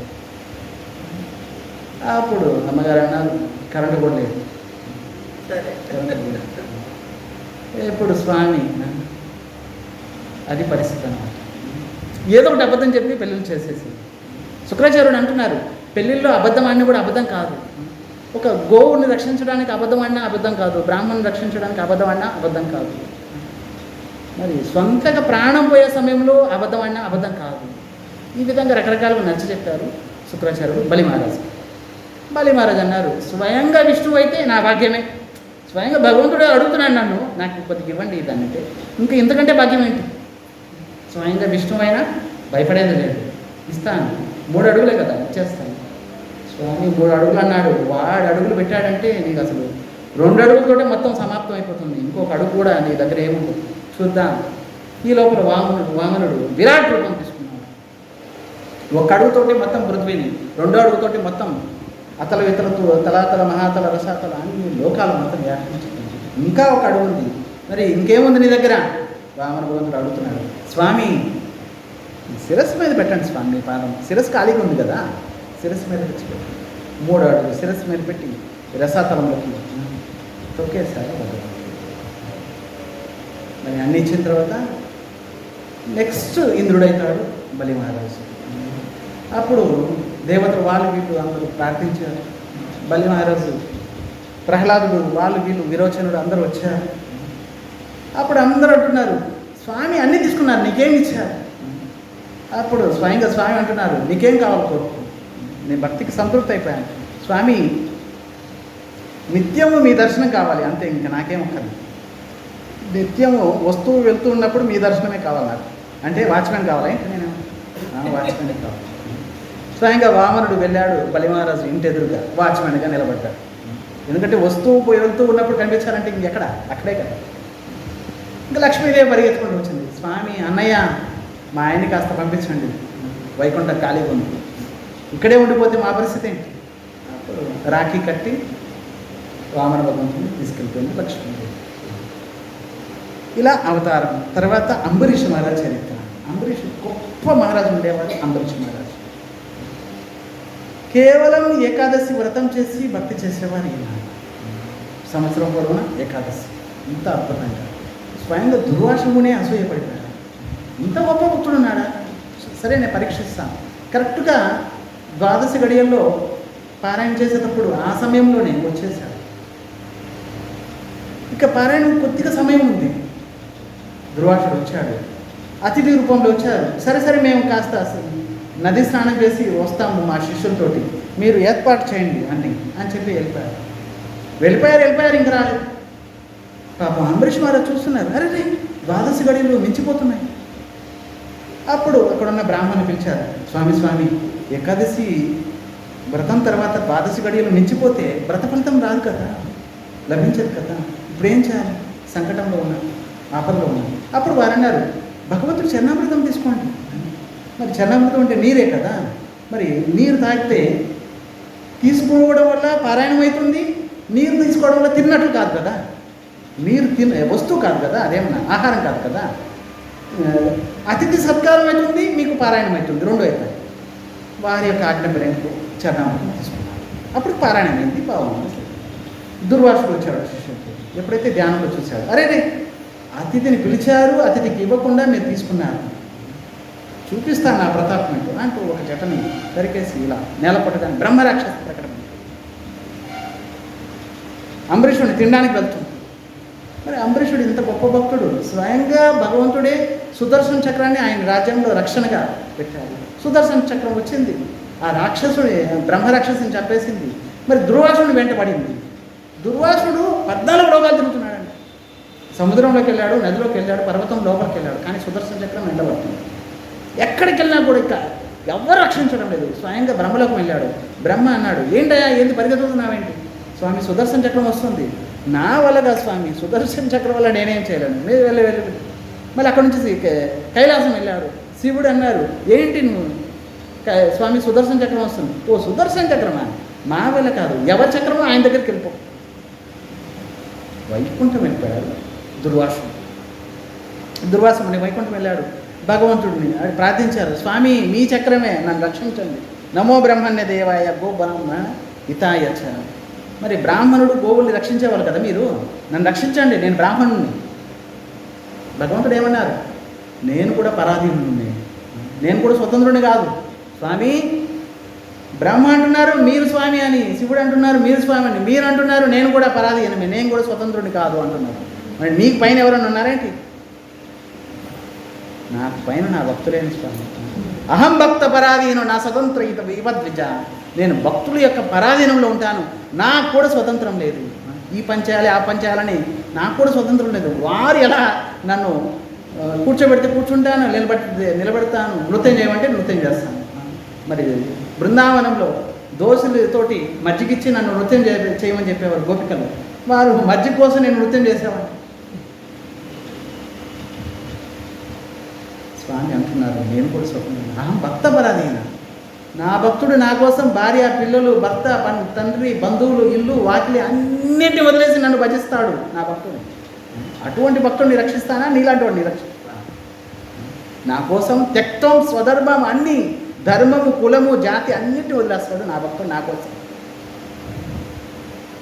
అటువంటి భక్తుడు నిష్కామంతో ఉన్న భక్తుడిని వాడిని నేను రక్షిస్తాను. నీలాంటి వాడిని కాదు. కేవలం తపస్సు చేసి అహంకారంతో నా తపస్య బలం చూడండి అంటూ నాలుగు వైపు తిరిగే నిన్ను రక్షించాలి. నమో బ్రహ్మణ్య దేవ. నేను బ్రాహ్మణ స్వామి, నీ బ్రహ్మణత్వం నీ దగ్గర పెట్టుకోయా, నాకు అక్కర్లేదు. ఎవరి చరణాలు అపరాధం చేస్తే ఆయన దగ్గరికి వెళ్ళి క్షమాపణలు. ఇప్పటికైనా సమయం ఉంది, వెళ్ళు. ఈ లోపల సంవత్సరం అయింది, అటు ఇటు తిరుగుతూ సంవత్సరం అయిపోయింది. సంవత్సరం కాల పాటు అంబరీషుడు కృష్ణారాముడికి కూర్చున్నారు తప్ప ఆయన కూడా తీసుకోలేదు ఏంటి. అప్పుడు వచ్చిన తర్వాత ప్రణామం చేశారు దుర్వాసముడికి అంబరీష్ మహర్షి. స్వామి ఎక్కడికి వెళ్ళిపోయారు మీరు? సంవత్సరం కాలం అయిపోయింది, ఎక్కడికి వెళ్ళిపోయారండి? ఎక్కడికి వెళ్ళారండి? సుదర్శన చక్రం చూడండి వెనక, మీరు ప్రార్థించండి అంటూ వేడుకున్నారు. అప్పుడు అంబరీషుడు ప్రార్థించారు సుదర్శన చక్రాన్ని. అప్పుడు శాంతమైపోయింది. తర్వాత ఇద్దరు కలిసి ప్రశాంతి చూడండి. స్వయంగా భగవంతుడే అంటున్నారు అహం భక్త పరాధీని, భక్తులే నాకు సర్వం. తర్వాత ఇక సూర్యవంశం చంద్రవంశం గురించి చెప్పుకుంటాం. సూర్యవంశంలో శ్రీరామచంద్రుడు, చంద్రవంశంలో శ్రీకృష్ణుడు ప్రకటన. అంశాంశైన చతుర్భాగం. అలాగే గంగావతారం, స్వయంగా గంగా ప్రకటమైంది. సగరు కుమారుడు 60,000 మందిని ఉద్ధరించడానికి స్వయంగా భగీరథుడు గంగను తీసుకొచ్చారు. గంగా అన్నది మరి నన్ను భరించేవారెవరు? మళ్ళీ భగీరథుడు శివుడిని ప్రార్థించారు. సరే, శివుడు జటాజులంలో వచ్చేసింది. నా వేగాన్ని తట్టుకున్నారు, సరే బాగానే ఉంది, కానీ నేను భూలోకంలో వెళ్ళడానికి భయం వేస్తున్నా అన్నది గంగ. భయమా? నీకేంటి భయం? పాపులు ఎక్కువ ఉంటారు, పాపులు అందరూ వచ్చి నా స్నానం చేస్తే ఆ పాపం అంతా నేనే భరించాలి. అప్పుడు భగీరథుడు అన్నాడు, అమ్మా పాపులు ఉన్నారు బాగానే ఉంది, మహాత్ములు కూడా ఉంటారు, వారు కూడా వెళ్ళి స్నానం చేస్తారు, వారు వెళ్ళి నీ పాపాన్ని వారు గ్రహిస్తారు. మరి వారు గ్రహిస్తే వాళ్ళు పాపలు అయిపోతారు కదా. లేదు లేదు, వాళ్ళ హృదయంలో ఎప్పుడు స్వామి ఉంటారు, ఆయన పాపాలు కడిగేస్తారు. నీకు పాపాలు పాపులు నీకు పాపాన్ని ఇస్తారు, ఆ పాపాన్ని గ్రహిస్తారు మహాత్ములు, వారి పాపాన్ని గ్రహిస్తారు స్వామి. కనుక నీకేం ఇబ్బంది లేదు, వచ్చేసి. ఆవిడ స్పర్శతోటే 60,000 మంది మరి సగర కుమారుడు ఉద్ధరింపబడతారు. స్పర్శతోటే అంత మహిమ ఉంది గంగకి. స్వయంగా భగవంతుడు యొక్క చరణామృతం గంగా. గంగా అంటే తులసి యొక్క పరిమళము, భగవంతుని యొక్క పాదధూళి మిశ్రితం, అదే గంగా. ఇలా శ్రీరామచంద్రుడు అంశాంశైన చతుర్భాగం సూర్యవంశంలో ప్రకటమయ్యారు స్వయంగా శ్రీరామచంద్రుడు. బోలో శ్రీరామచంద్ర భగవానికి. సరే, దశరథ మహారాజుకి 3 భార్యలు, కౌశల్య, కైకేయి, సుమిత్ర. సంతానం లేదు. పుత్రకామేష్టి యజ్ఞం చేశారు. మరి పాయసం వచ్చింది, పాయసం తీసుకెళ్ళి కౌశల్యకి ఇచ్చారు దశరథ మహారాజు. ఆవిడ సగం చేసుకొని సగం ఉంచుకుంది, సగం తీసుకెళ్ళి మరి కైకేయికి ఇచ్చింది. కైకేయి అందులో మళ్ళీ సగం తీసుకొని సగము కౌశల్యకి ఇచ్చింది. మళ్ళీ కౌశల్య ఆలోచించింది, అయ్యో నేను సగం ఉంచుకున్నాను, సుమిత్రకి ఇవ్వలేదే, మళ్ళీ సగం తీసుకొని మళ్ళీ సుమిత్రకి ఇచ్చేసి. ఇప్పుడు సుమిత్రకి 2 భాగాలు అయ్యాయి. శ్రీరామచంద్రుడు జన్మించారు కౌశల్య, కైకేయికి జన్మించారు భరతుడు, ఆవిడికి లక్ష్మణుడు, భరతుడు, సుమిత్రకి. ఇలా లక్ష్మణుడు సేవ చేశారు శ్రీరామచంద్రుడికి. శత్రుఘ్నుడు సేవ చేశారు భరతుడికి. అంశాంశంగా చతుర్భాగాలు స్వయంగా భగవంతుడే 4 భాగాలుగా విభక్తయ్యారు. పూర్ణ రూపంలో శ్రీరామచంద్రుడు, స్వయంగా శేషావతారం లక్ష్మణుడు, ఇలా 4 భాగాలు. మరి 11,000 సంవత్సరాలు మొత్తం పృథ్వీని రక్షించారు. లోక అపవాదు వలన సొంత భార్యను కూడా అడవికి పంపించేశారు, త్యాగం చేశారు శ్రీరామచంద్రుడు. ఇంత అద్భుతమైన చరిత్ర. ఇక చంద్రవంశంలో స్వయంగా శ్రీకృష్ణుడు. ఇక భవిష్యత్తులో మళ్ళీ సమయం ఉంటే మనం శ్రీకృష్ణుడి గురించి ప్రత్యేకంగా దశమస్కందం చెప్పుకుంటాం ఒక 7 రోజులు. ఇలా బోల్డైన విషయాలు ఉన్నాయి. చివరికి మనం 11 సంవత్సరాలు బృందావనంలో ఉన్నారు, ఒక 25 సంవత్సరాలు మథురలో ఉన్నారు, 2 నూరేళ్ళు ద్వారకాలో లీల చేశారు స్వామి. శ్రీకృష్ణ భగవంతుడు లీల సమాప్తం చేసి స్వయంగా భాగవతం రూపంలోనే ప్రకటమయ్యారు. వెళ్ళేటప్పుడు వైకుంఠం వెళ్ళలేదు స్వామి, భాగవతం రూపంలో ఇక్కడే ఉన్నారు. కనుక ఎవరి గృహంలో భాగవతం చెప్పబడుతుంది, వినబడుతుంది, భాగవతం పూజింపబడుతుంది, వారింట్లో సర్వతీర్థాలు ఉన్నాయి, అన్నీ ఉన్నాయి, ఏం కొరత లేదు. ఒకవేళ ఆ ఇంట్లో ఎవరైనా శరీరం వదిలేసినా కూడా వైకుంఠం రాదు, ఎందుకంటే నిత్యం భాగవతం యొక్క సేవ అవుతుంది కదా. చివరికి భాగవతం యొక్క చివరి శ్లోకం ఒకసారి మరి శ్లోకం చెప్పుకోండి. మనం శ్రీమద్ భాగవతం యొక్క 7వ రోజు ఈరోజు ఏదో విధంగా చివరి శ్లోకం ముందు శ్లోకం చెప్పేసుకున్నాం, మధ్యలో స్వామికి తెలుసు. ఇక్కడ ఒకసారి నేను చెప్తాను, మీరు అందరూ చెప్పండి. నామ సంకీర్తనం యస్య నామ సంకీర్తనం యస్య సర్వ పాప ప్రణాశనం సర్వ పాప ప్రణాశనం ప్రణామో దుఃఖ శమనస్తం ప్రణామో దుఃఖ శమనస్తం నమామి హరిం పరం నమామి హరిం పరం నమామి హరిం పరం.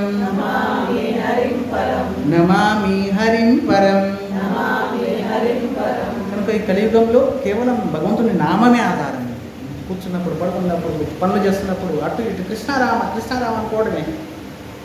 మెట్లెక్కుతున్నారు కృష్ణారామ అనుకోవడం, మెట్లు దిగేటప్పుడు కృష్ణారామ అనుకోవడం, ఆవలించేటప్పుడు కృష్ణారామ అనుకోవడం, ఏ పని చేస్తున్నాను కృష్ణారామ అనుకోవడం. ప్రాణం ఎప్పుడైనా పోవచ్చు, మీరు కృష్ణారామ అనిపోతే కృష్ణుడి దగ్గరికి వెళ్తాను.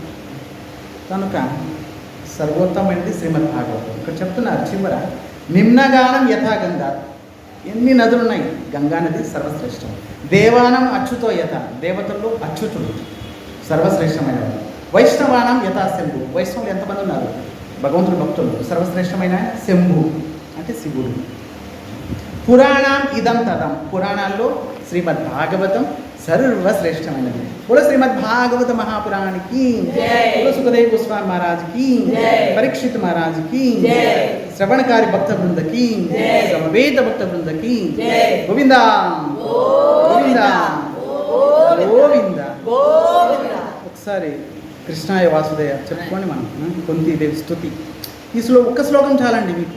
7 రోజులు మీరు విన్నారు, అందరూ పరిశ్రమ చేసి ఓపికగా విన్నారు. అందరికీ కూడా ధన్యవాదాలు. ఎందుకంటే చెప్పడానికి మాకు అవకాశం ఇచ్చారు. ఈ 2 గంటలు 4 గంటలు మేము కూడా వృధా అయిపోతుందేమో, ఎవరు చెప్పగలరు. కానీ సద్వినియోగం అయింది. ఇప్పుడు ఒక 2 గంటల సేపు మేము వచ్చి చెప్తున్నాము, ఒక 3 గంటల ప్రయాణం చేసి మళ్ళీ 3 గంటల ప్రయాణం చేసి, మరి ఇంత సమయం కూడా ఒకవేళ వృధా అయిపోతుందేమో, ఎవరికి తెలుసు. కానీ సద్వినియోగం అయింది కదా. ఇప్పుడు కృష్ణాయ వాసుదేవాయ దేవకీ నందనాయ చ నందగోపకుమారాయ గోవిందాయ నమో నమః. కృష్ణాయ వాసుదేవాయ దేవకీ నందనాయ చ నందగోపకుమారాయ గోవిందాయ నమో నమః. కృష్ణాయ వాసుదేవాయ కృష్ణాయ వాసుదేవాయ దేవకీ నందనాయ చ దేవకీ నందనాయ చ నందగోపకుమారాయ నందగోపకుమారాయ గోవిందాయ నమో నమః గోవిందాయ నమో నమః గోవిందాయ నమో నమః గోవిందాయ నమో నమః గోవిందాయ నమో